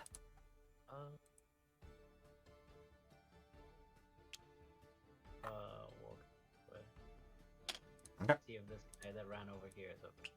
Yep, looking in, you can see he's currently just kind of hiding behind a few boxes, kind of like, okay, what's going on? I'll wait until this subsides. I'll go over here. Okay. Go get him, Damian. Damien, it's your turn. I want to ask one question. Have I seen any of the events that are happening where the other blob was? I'd say from this distance, you'd have seen that they were fighting it, and it seems to be still currently. Okay, you won't have seen any details. No, you won't have seen too many details. The only thing you probably would have... You probably wouldn't have seen... Here's a carrot, a finesse weapon. Yes! Yes, a carrot is a finesse-based weapon. Asking the real questions here. Okay. I mean, trying to wield it with strength would not end well. No, it wouldn't. No, that's true. Okay. So I'd say you probably wouldn't have seen too many details, but you probably would have seen the general basis of what's gone on here. Right, okay. I would have just seen that there's been attacks and there's a blob that looks a bit dead. Yeah. Pretty much. Okay, cool. In that case, I am going to attack the blob with my Okay. mace. And I'm going to do Defiant Smite if I can as well. Okay. You got to roll to hit first. I I've don't... got all of these. Mm-hmm.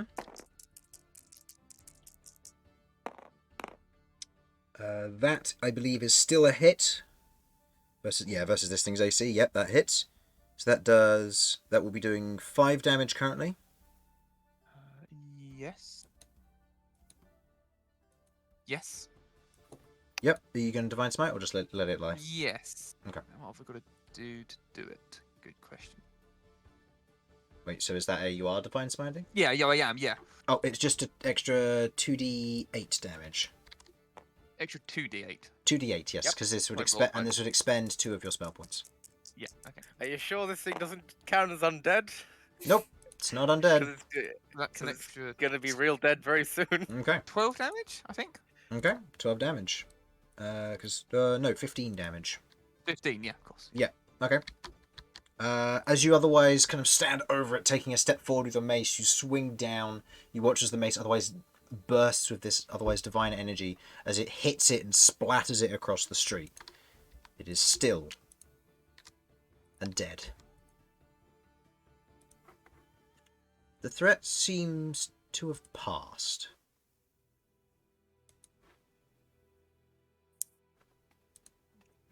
Do I smell any more BSery? You make a perception check. I smell heresy. I'm gonna go over to this guy, make sure he's okay.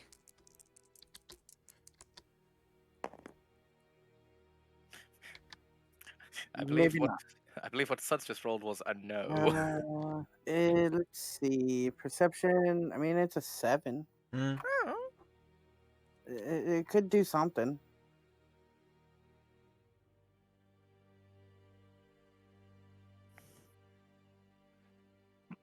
I know we Is the horse okay, or is the horse very dead? The horse is panicked, but where it's otherwise held in place by the reins, it's otherwise been unable to move and just kind of froze in place. I'm going to go over and soothe the horse. Kay, with your perception, you otherwise kind of kneel down, take a sniff. There doesn't seem to be anything of note nearby. The other plague knights in the area kind of look at you, and for the time being, they don't seem to realise that you're not a plague knight. I'm gonna go retrieve my dagger. No, as these guys otherwise go over, and you watch as one of them just goes, "Dude, you stabbed it with a carrot," and he's like, "I know." I'm retrieving my dagger and immediately returning. Oh, Teach me your ways, wise master. actually, before I soothe the horse, sorry, I just realized. Can I pick up a sample of the slime and pop it in one of the vials that we have? Go ahead and make me a survival check. The better the check, the more sizable and or coherent the sample will be. Okie dokie. Oh. It's still a +3, so 13. 13. You otherwise kind of move down for a moment, kind of taking the edge of your one of your hand axes, and you scoop a bit of it off, and you kind of plop it into the edge of the vial before kind of firmly setting the waterproof cork in place, kind of twisting and pushing before putting it into your satchel. Yes, it goes into the leather vial bag, so it will not be fucked over by any chicanery. Mm-hmm. Okay. And then I go over to soothe the horse. I've There, come over there. to Vinny. It is Just check if okay. he's okay on health. Do you mind if I roll an animal handling? Go ahead, try and calm the horse. You go over and check Yes, on sir. Vinny for his health. Yeah. And to answer the question, Infernal, yes, it would have ended the concentration. So Bless would have ended. However, I don't believe in this instance, because you were fighting 8 AC creatures and no saves were made, it's not a huge deal. Just note it for the future. Yeah, I don't think any D4s were actually helpful though. Yeah, they would have been useful if Vinny had to make an escape. Yeah. But with the push rune, otherwise pushing it off, that cleared that Look, hurdle. we all know that this man was affected by It would have ended as soon as I used it then. Oh yeah, he was affected by like ultimate Bless, stabbing with carrots. Hi. It would have ended as soon as I used Omen. Yeah, Bless would have ended the moment you used the omen. Cool. Right, How's so this guy? Going over to him, you otherwise kind of go over to where he is. Kind of the old man's kind of pushed up against the edge, just going, thank you. Oh. You alright? Did it get you? No. I think I hurt my back though. Oh. Okay, hang on a sec. Give me a 12. I want to make sure there's nothing on you. Just gonna inspect to make sure no slime's actually on him and gonna burn. Go ahead and make me an investigation check. I can actually do them. Oop, up here. And that is +5. Plus 18. 5. You otherwise give him a quick look over. You do see that around the inner portion of the leather mitts that he's wearing, there is a little bit of that slime where it's congealed from where he was carrying the body, and it seeped through. But you can see the leather has otherwise prevented it from burning through. Although it does seem to be attempting to, it's not quick. It would take several hours to burn through the thick leather, it would seem, but... Okay. I will point out where the slime is. Hey, you've got slime here. It does look like it's reacting, so I would take them off. Oh. He otherwise kind of uses one, pulls the other one off, and then kind of does what he can to pull the other glove off without touching either of them, kind of throws them to the ground. Thank you. He kind of reaches behind and just begins to rub the base of his spine. Oh, I'm gonna stay here for a bit. I don't blame you. I'm going to use Mage Hand to put the gloves on the cart. Okay. You know. Okay. So it's all together. Okay. Romulus, what did you get on your animal handling? 19. 19. Quickly enough, you go over and you kind of grab the reins and stroke the mane, and you watch the horse kind of immediately calms down, sets in place, and doesn't overreact or panic, you would seem. There's nothing going on in that little head, is there? No. Only horse thoughts, grass, maybe something about hay. I'll go check if any slime on the orc that got away and was hiding. Okay. Go ahead and roll me an investigation check. I should probably wipe off my horns. Yeah, I'm going to be wiping off my arm as well. Did it come out relatively clean? Or... from your arm, job. it was mainly just a squeeze and a crushing force. However, you did take a point of acid damage, and you do see that a bit of blood has been drawn, and you do see portions of your arm are suffering light burns in places, but there was definitely physical contact with your skin. Would I be seeing that moving over to Vinny? You definitely would. You move over and you see like a portion of where his red skin is otherwise a lighter pinker red skin. And you see it's a bit more raw with kind of sections of green where it has burnt into the surface of it with almost like pot marks on the surface of it. Don't worry. I'll help you. I lay my hands on him. Okay. How many points do you wish to use? And for what effect?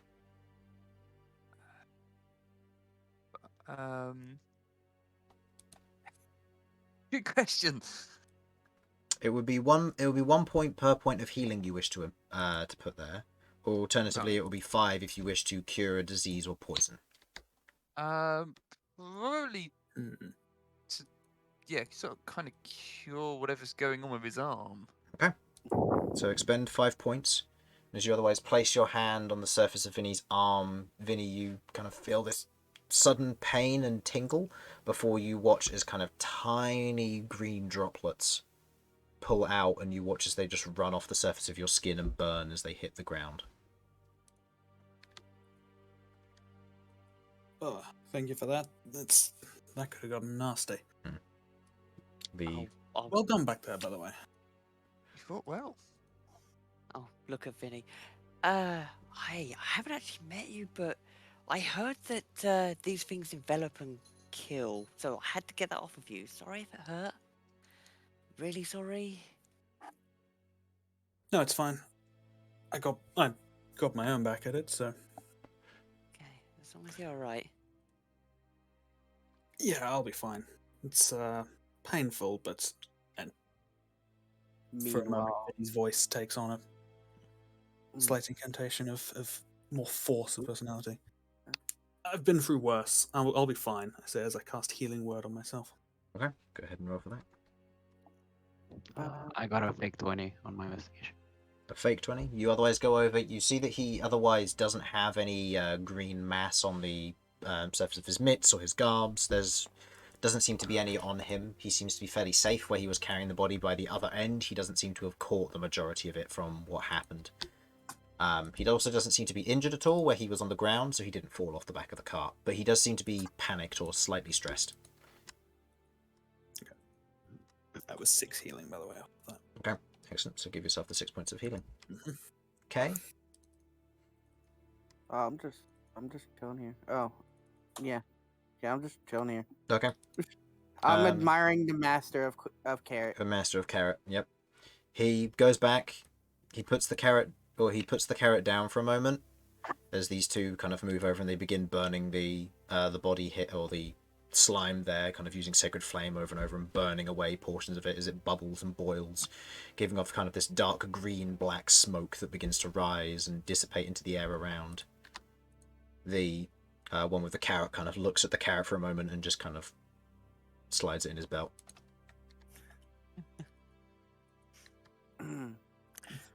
This one over here simply begins to burn this one. Sorry. By the way, we haven't been introduced. The name's Romulus. Vinny, lovely to meet you. I offered a shake, but under the circumstances, maybe not the best idea. Probably. My name's Cat. Well fought, Vinny. My name is Damian. Should we do an awkward elbow touch?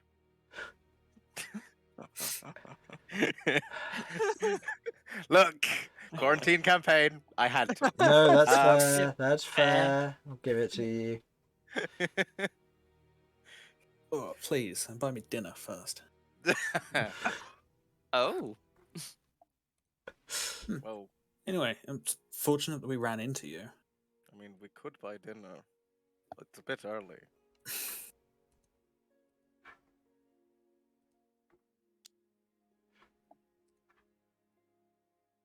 Where are you all headed, out of interest? Here, just gonna point to the building. We've got to meet someone.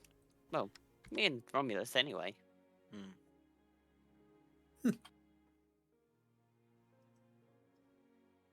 Just sort of shout back, Lloyd, you okay? Yes, yes. I'm calming down the orc. We all seem to be congregating next to this like burning blob. 1 second, I'll be there.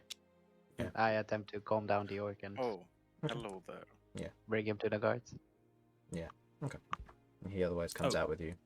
The guard who's otherwise traveling with you kind of wanders up and just, or the knight, sorry, wanders up and just goes, "Is everyone all right?" Seem to be. Yeah. Mostly, yes. All right. I noticed that you got touched by it. Is it all right? It's all fine. I will show him the arm. Not 100% healed, but well treated and no sign of the green lingering. All right. We'll do a double check just to be sure, given what happened. Thank you for all helping in this. Fair enough. Has everyone forgotten that I literally got enveloped? Yeah, That's right. I popped through it. Are you quite all right? Oh shit! You're not a plague knight. Fuck. No, no. Technically not. Just looking similar. No, you're quite all right there. My feet hurt. We'll take a look at those. We'll do that when we get inside. For now, stay out here while we handle things. And,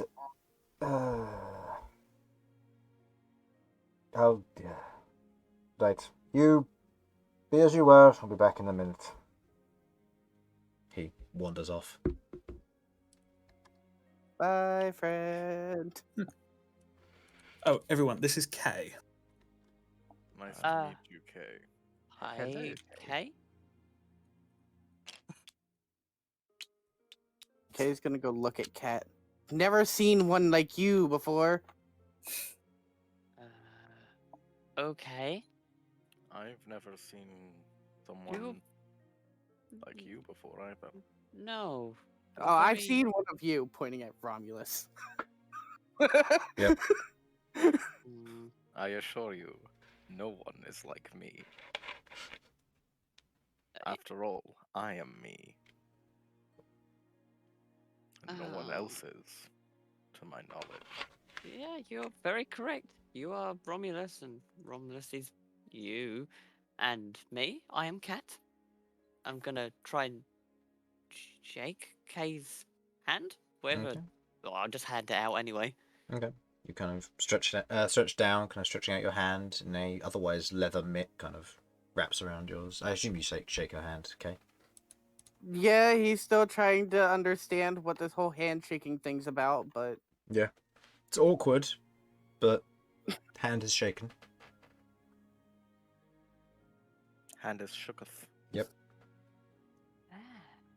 No, I am Cat. And I am a Centaur. Have you not seen Centaur? No. Never. Huh. I've never seen those either. Pointing at these two. You've never seen a human before? You've never seen humans? No? Question mark? No. No, No, I don't think so. no. Your life has almost strictly consisted of dwarves, tieflings, and minotaurs for the most part, with the occasional other. Aren't the guards humans? You They've can't got tell. masks on. They've all got masked and fully Oh, yeah, robes. You they've got the cannot full see mask any things, yeah, exposed true, skin. true. You can't tell whether they are human, male, female. You do not know what they are. They're just. As far as we know, they could be a fully grown K. This is also true, as far as you're aware. Worrying. This isn't even his final form. Okay. Well, This is true. I'll just turn around to Damian and Lloyd. But, Oh, not by the seen way, I humans. say gesturing to Lloyd. Look, looks like you've got a little, up there. Sort of Lloyd? gesturing to his head. Lloyd? I didn't hear, sorry. What did you say? Yeah. On your head, looks like you have a little. I just sort of wiping my own forehead. No, that is the scar. I am not injured anywhere, don't worry. I am Lloyd. Nice to meet you. I give them a bow. I am Damian. And you?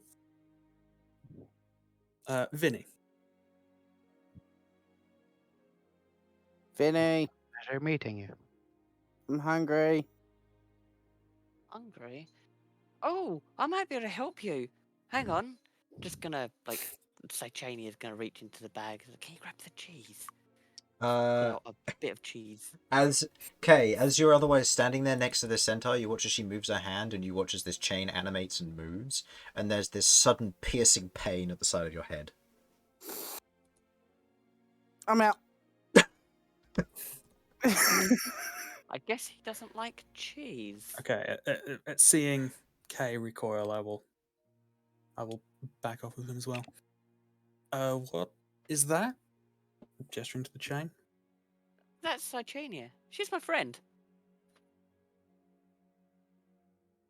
Yeah, we'll Your friend hurts. lean down to Kay. But she didn't touch you. Twinklies? What was that, Vinny? Sparklies? Was it sparkly? It was, yeah. Yes. Yes. Sparkle. Shiny.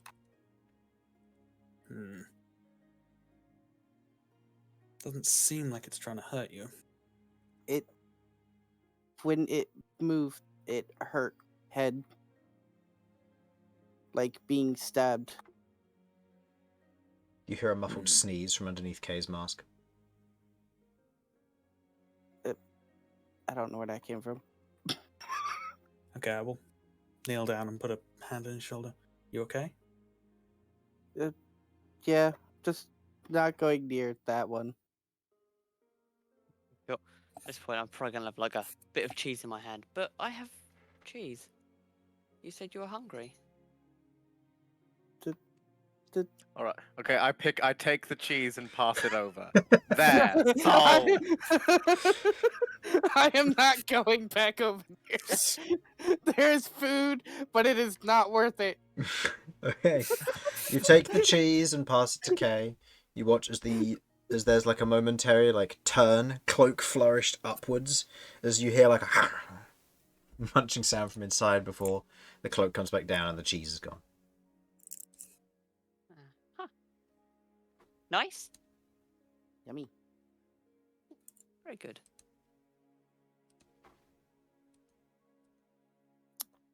So, do we go back to being guardish peoples? I don't know. I think we've got to wait. The guard otherwise I kind of mean- wanders up. Alright, you two look with us. We're gonna move the rest of the cargo in now and arranging a few things. You said you wanted to talk to the person here? If possible, yeah.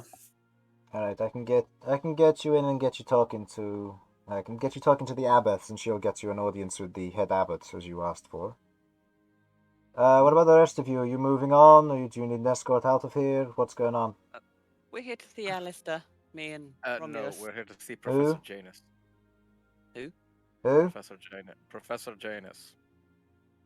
Unless I'm saying that wrong. Another name I recognize.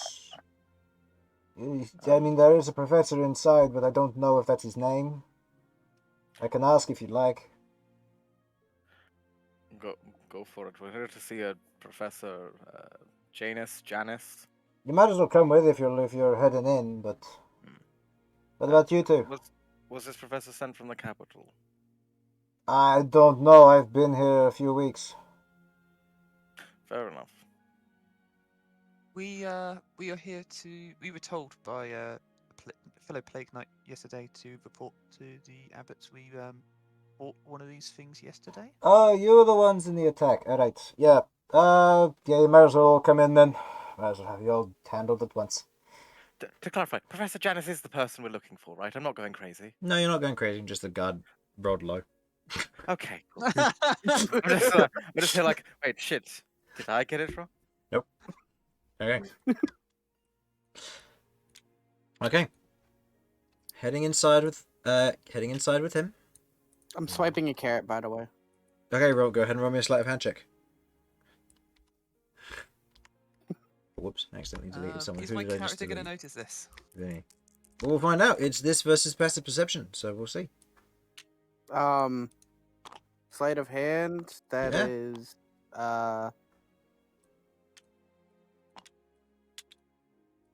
That is a 23. That'll be a no then. Nobody sees you. Quickly, silently, and subtly, the carrot disappears from the chopping board, and no one is the wiser. Okay. You pocket the carrot. It does 1 plus your dex modifier damage if you wish to use it as a weapon. You do not have proficiency, so it will just be your dex modifier added to the attack roll. Yes, it is a finesse-based weapon, and yes, you can 2-weapon fighting with it.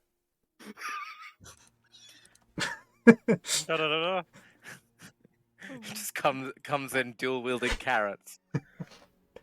Look, we've all established that cook wizards are a thing. Now we're getting to chef rogues. Stab, throws carrot. All right. As you all head inside the interior to this, to the hospice itself, heading up the flight of stairs and moving into the space before you, you see that it is otherwise a large and open interior for the most part, or it would be, anyway. As you head in, you can see that it has otherwise been converted from something, from some previous building, it would seem. You see it is otherwise long, standing about 60 foot in length, with what looks to be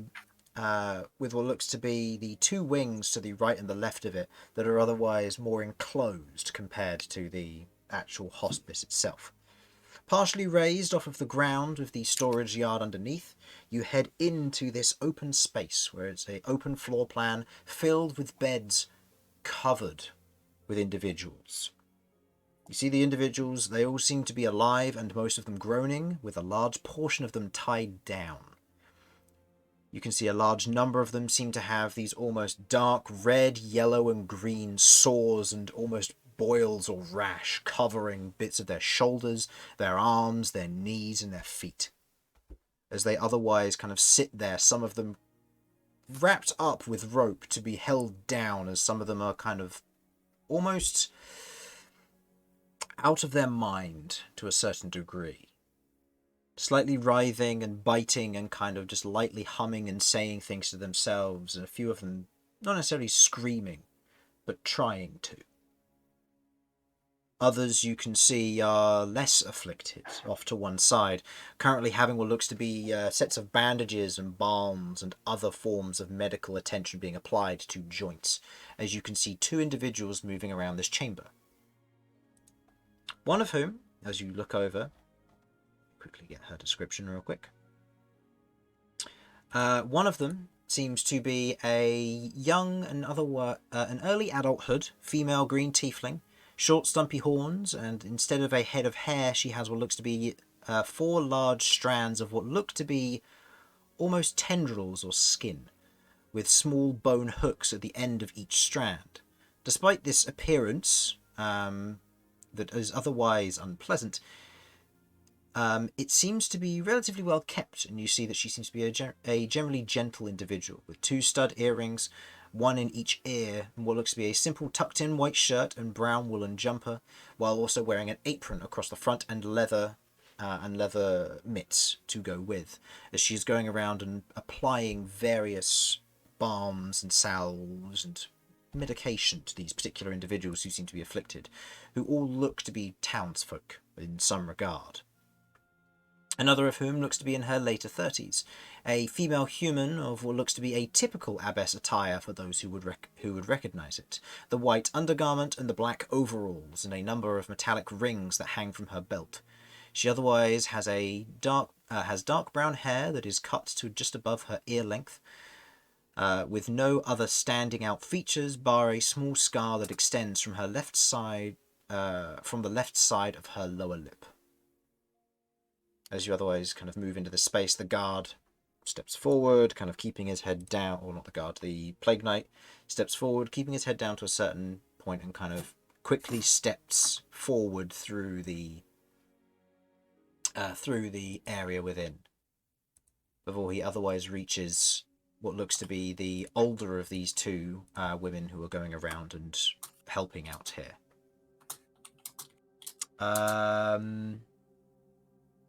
All of you but Cat hear this.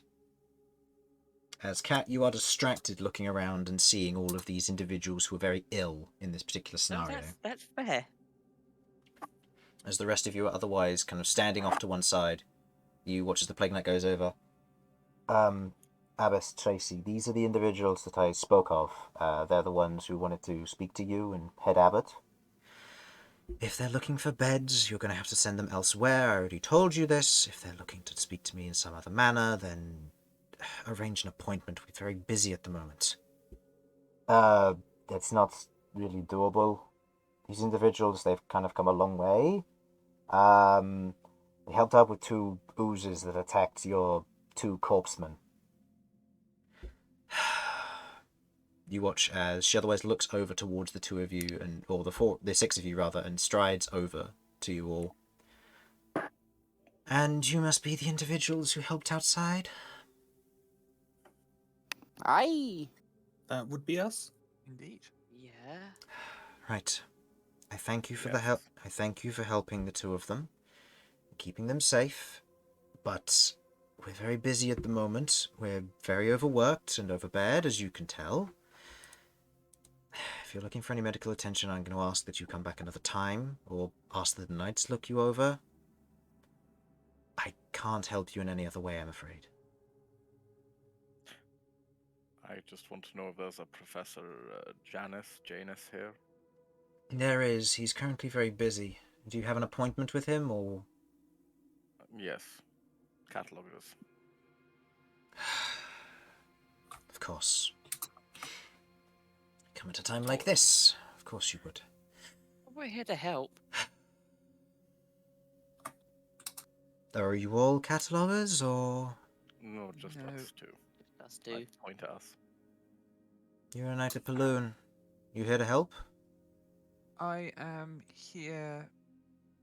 We were passing through, but we helped with an attack yesterday, and we were asked to be checked out. I also need to see the Head Abbot. And you 2, I'm guessing, in on the ride? I'm just here to be an extra pair of hands, help out however I can. Same. if the two of you are looking to help out, unless you're trying to get in contact with anyone, you could start here if you'd like. With our corpse carriers now out of it, you might need to load the rest of them onto the back of the cart. It's dangerous work, but we'll get you the gear to kit you up. In the meanwhile, I can get the four of you in to speak with the head abbot if he's about, and get you in contact with Professor Janus to try and figure out what's going on. Yeah. Okay. Sure. Lizette, you take it from here. I got to handle this. I'll be back shortly. Tell them what to do if you need any more assistance. And points to Vinny and Kay.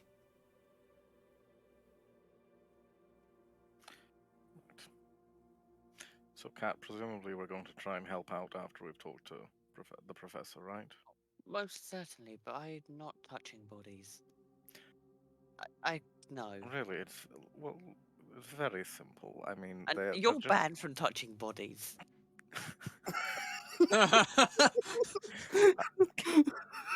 Let them rest in peace. What? I was just going to carry them over to where I was told to carry them. As long as you promise that's all you're gonna do, I don't know. Sometimes I question. As much as you absolutely can make a very competent back scratcher out of a humanoid arm and hand, it's disrespectful. Is there something I should be worried about here? I feel like I'm gonna be sick.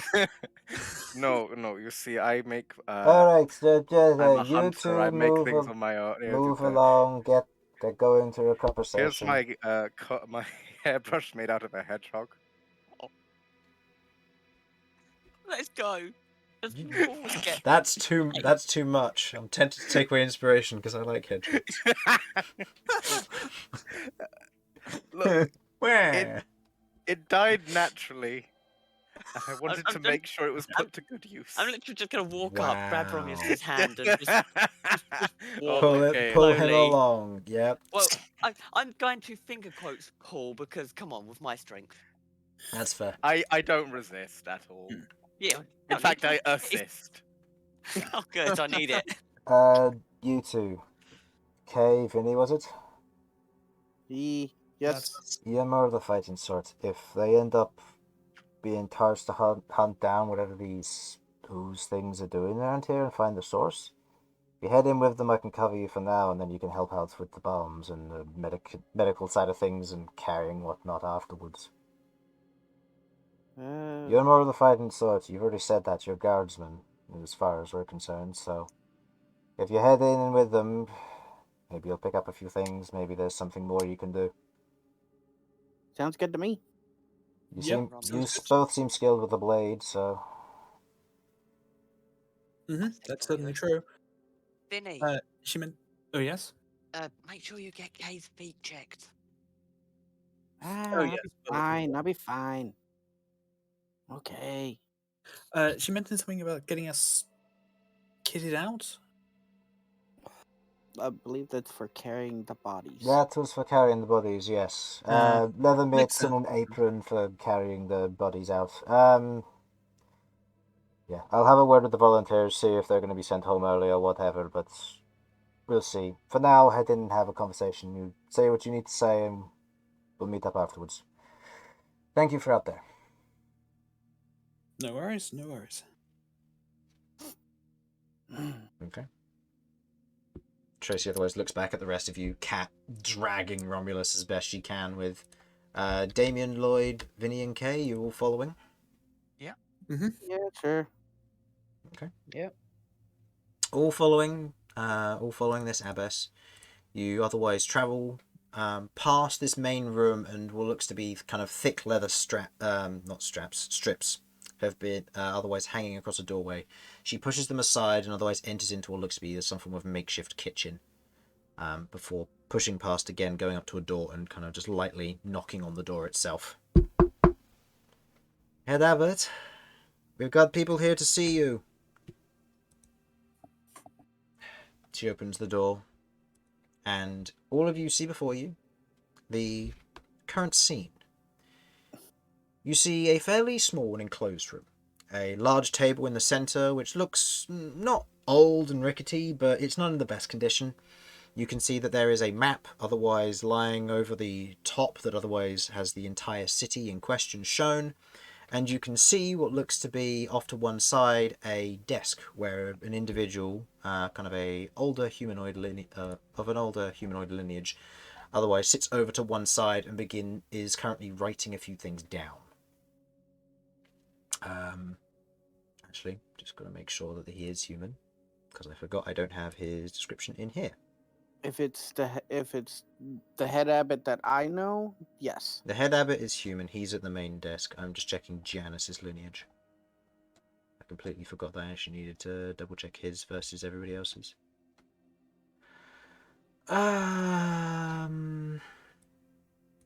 Yes.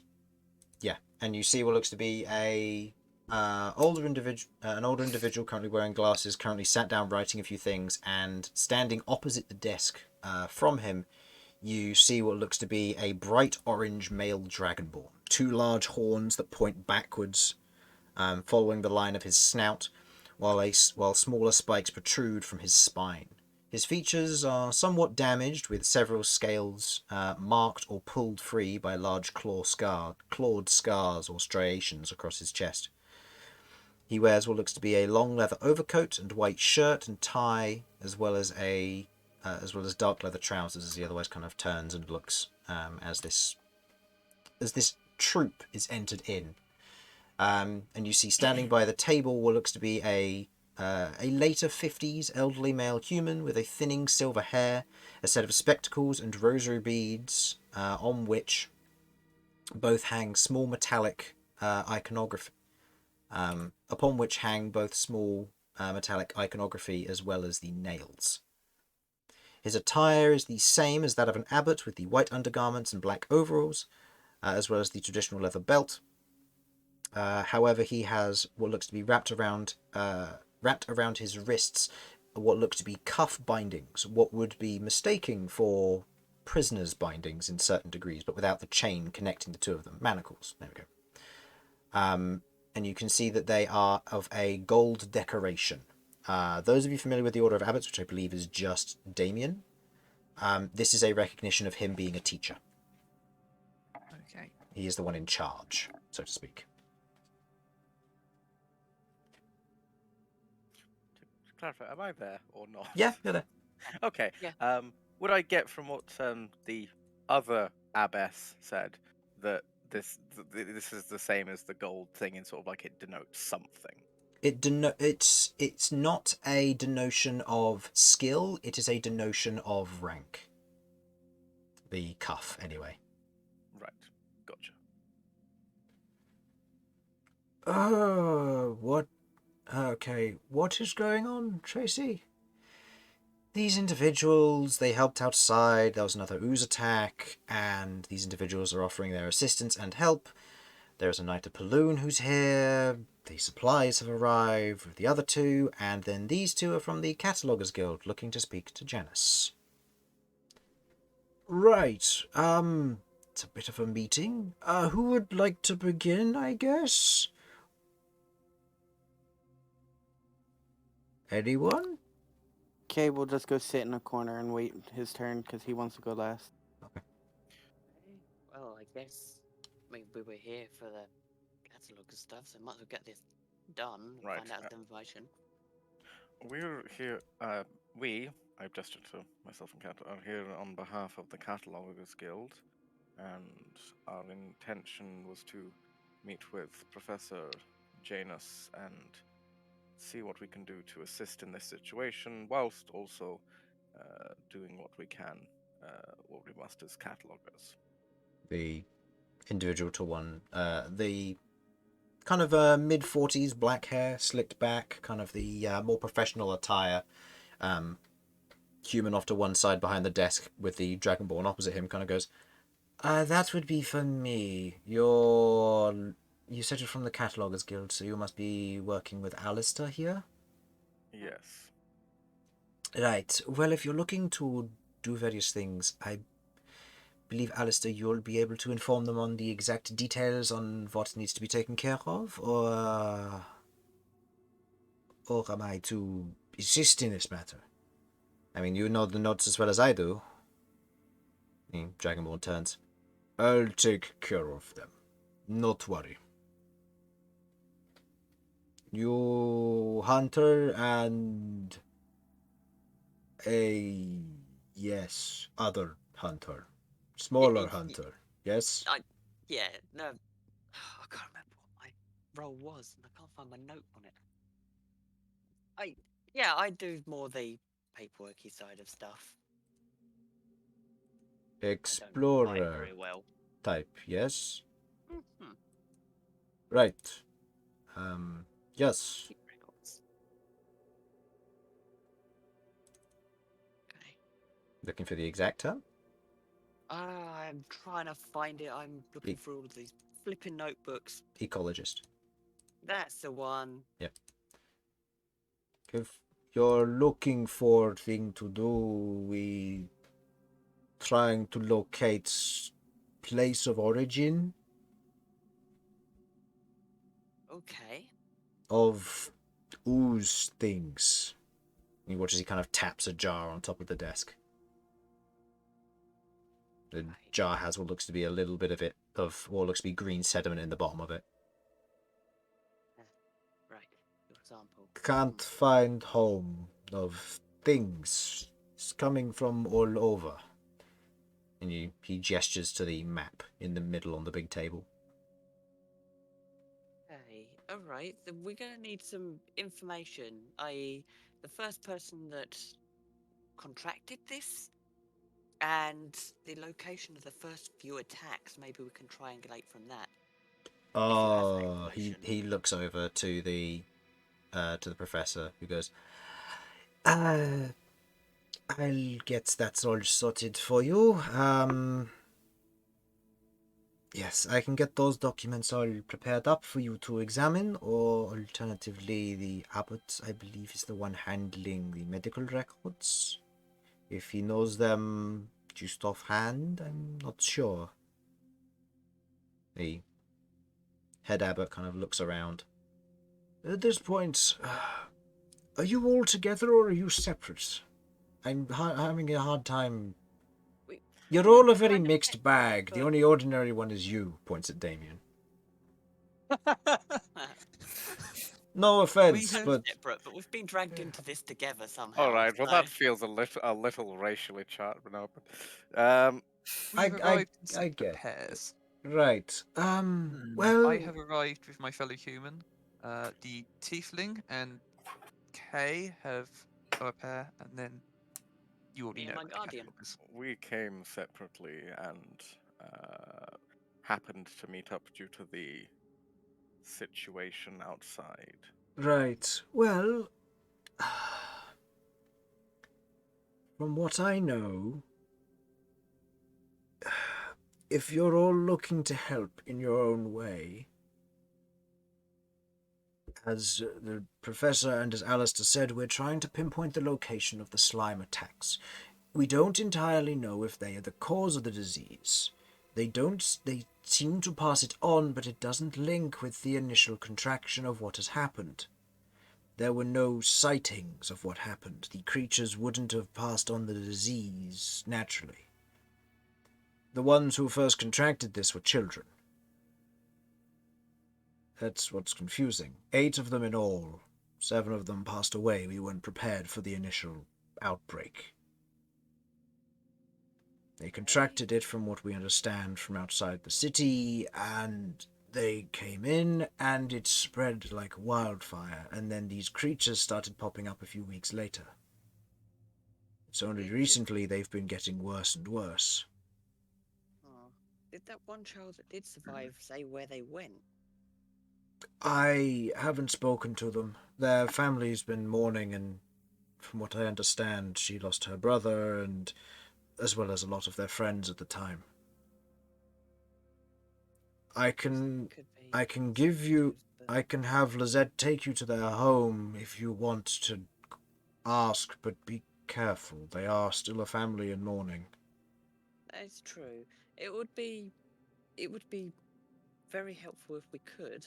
I would recommend being very, very small amount of people go because, don't want it to be an interrogation. Even if I just go alone with Lizette. I'll leave the methods up to you for that if that's something you wish to pursue, but we haven't for the sake of the family. They were the first ones to contract it, and since then it's been kind of random individuals almost being infected slowly but surely, with very few surviving the initial infection. Since then, the bodies were dealt with and handled by our first corpse carriers before they contracted it, and it spread. It seems to spread through initial contact, but there's no clear pattern from what we can tell outside of physical contact, but it's hard to tell. It takes a few days to kick in. By that point, you've already got the first stage, and it's beginning to spread rapidly. Right. Well, if I could arrange a meeting with the one child that has remained, just try and keep it. Tracy, if you could... I know we're all very busy. If you could write up a letter of something just for this individual. What was your name, young miss? My name's Kat. Kat. Get this young lady, Kat, to go and do the talking. Are you sure you don't need somebody else to go with you? Well, I mean, you can send someone with. No offense, Romulus, but I don't know if taking you would be a good idea. You're quite intimidating to a child. That's gone through some stuff. If you just want to talk to these people, I could come along. Yeah? No, that would be cool. Okay, if Vinny could join me. That's, by all means, that's fine if you wish to do that and pursue that. But yes. Yes, use the power of the pretty man. What was your other question you said about the first who contracted it and then what? First who contracted it and the first sightings of attacks. But first sightings of attacks were about a week and a half ago. The first contractions were about 3 to 4 weeks ago. Okay. Wow, you've had a quarantine in place within a week and a half. We've only had the quarantine in place 2 weeks after the Plague Knights showed up, just before the attacks started taking place. Right. So people have been dying and being infected for a while before the attacks started. Yes, very much so. It was a recent development that these attacks took place. We were having the bodies taken outside the city to be burned and then buried, and it was going well until the attacks started occurring. Which is why he gestures to the map before him, and you see it is covered with small red dots. There is no rhyme or reason from what you can tell at a cursory glance. Can I get a reminder? With the ones that were outside, did they come from inside the bodies? Yes, they did. I have a question. Yes? Have the ooze things come out of every corpse, or no? No. The nature of them is unknown at the moment, but it seems they consume dying flesh. It's why they go after, from what we understand, surface skin and dead creatures. They otherwise attack it, attach onto it, and draw it away, and they use it to heal or reproduce, we're not sure. But they're found more commonly around those who are dead. So far we've had... He looks over at Janice, and Janice kind of looks up. We've had 7 houses burned by the Plague Knights so far due to an intense level of infection and the findings of several of these oozes inside of their home. The bodies otherwise stripped clean with bones, being mostly cleaned out of marrow as well. I assume that the first people succumbed to this infection before the oozes appeared? That is quite possible. The bodies were buried outside of town rather than burned. We didn't start burning them until the infected started mounting up quite heavily. That's when we had a cleric of the Raven Queen show up, and she started taking the bodies and burning them under ceremony.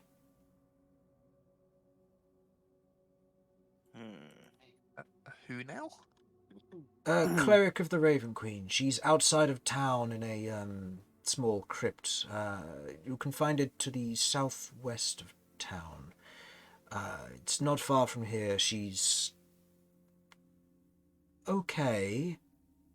She's come and gone from that place every so many years or so when there's a lunar event, but she's come early this year.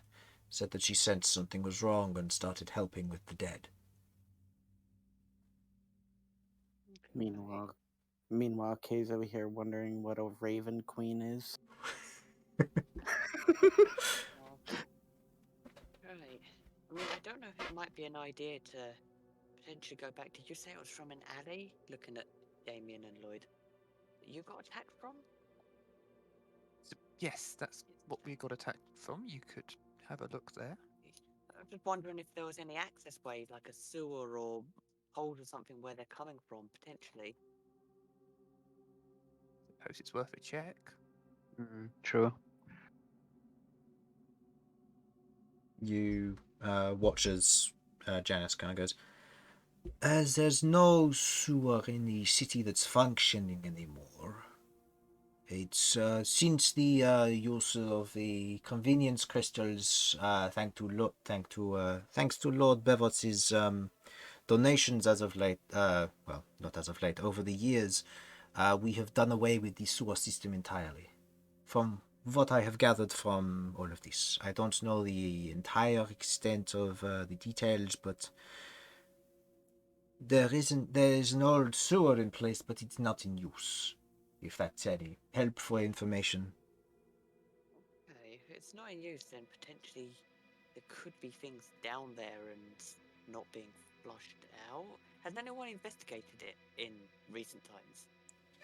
Not to my knowledge, no. It's because it's no longer in use, it's more used during the rain seasons to catch the extra rainwater and otherwise take it away. There's no possibility that a body found its way down there, is there? Unless somebody was down there, probably not, no.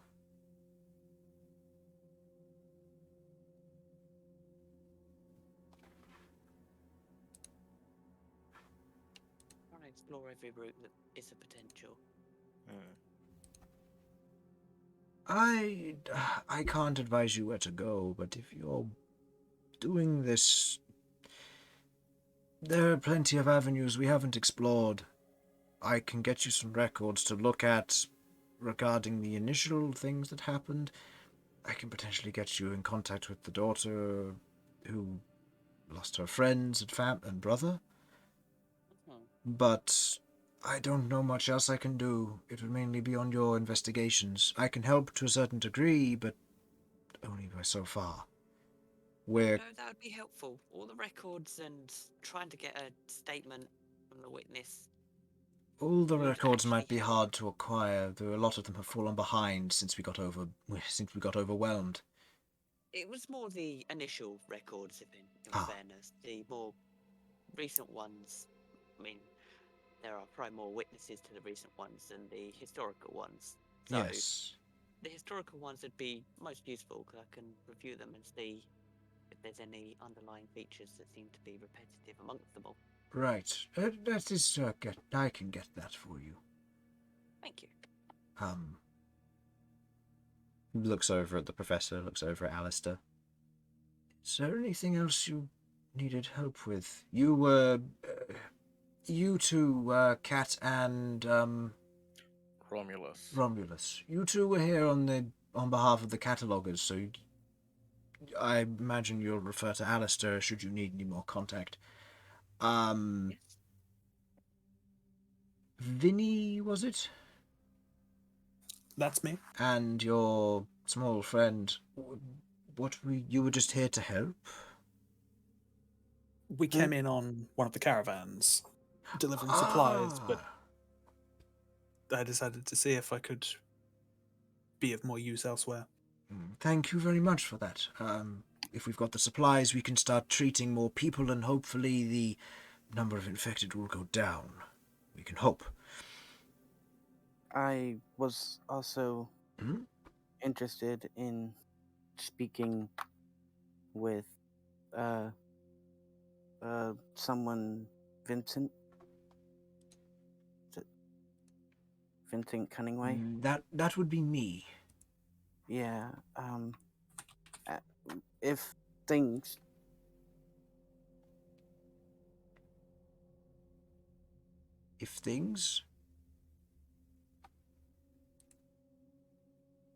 Hello? Hello? Hello? Sorry, Hello? my ears. I couldn't hear you for a They ain't what second. they used to be. Hold on a second. Cure wounds. There we go. Let's say that again. If things get better in the city and we can actually help, I wanted to have a chance to speak with you. Somebody recommended I speak to you while I'm here.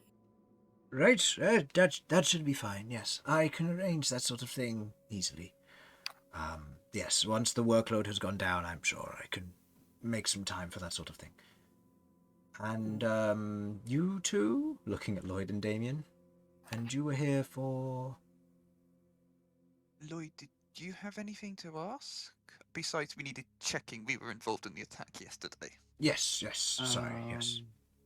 Not really, no. We just need to... We need to be checked out just quickly before. checked over. I have a couple of requests to make of you, Head Abbot, but I would like to do those in private if possible. I'll see what I can do, depending on the nature of what you need discussed. Will you be helping in these endeavours with the rest of them? Yes, I don't think we have any immediate plans other than to help at the moment, yes. Very well. I'll leave you to investigations, and I'll get up some... I'll get the files or the records for the medical information that otherwise happened. Do be careful not to touch anybody infected, and if anybody tries to reach out for you on your way out, please just try to avoid them. You have that letter for me and Vinny to go see the witness. Oh, yes. I'll make sure that Tracy hands that to you before you leave. Brilliant. Thank you very much. Right. Well, I'll go get those records for you. Thank you. And so, as our adventuring group for the first time comes together under the pretense of a few slimy things, they otherwise gather together, helping the sick and the poor alike. How noble. It's a start, I suppose. I guess we'll end it there for the day. Hopefully they don't find anything unexpected in the sewers. Or what it used to be, anyway. Thank you for watching Crabby D&D this first session, and we will be back next week for session 2 to continue the story. Thank you for watching, and bye-bye. Bye-bye. Bye. Bye. Porn stars.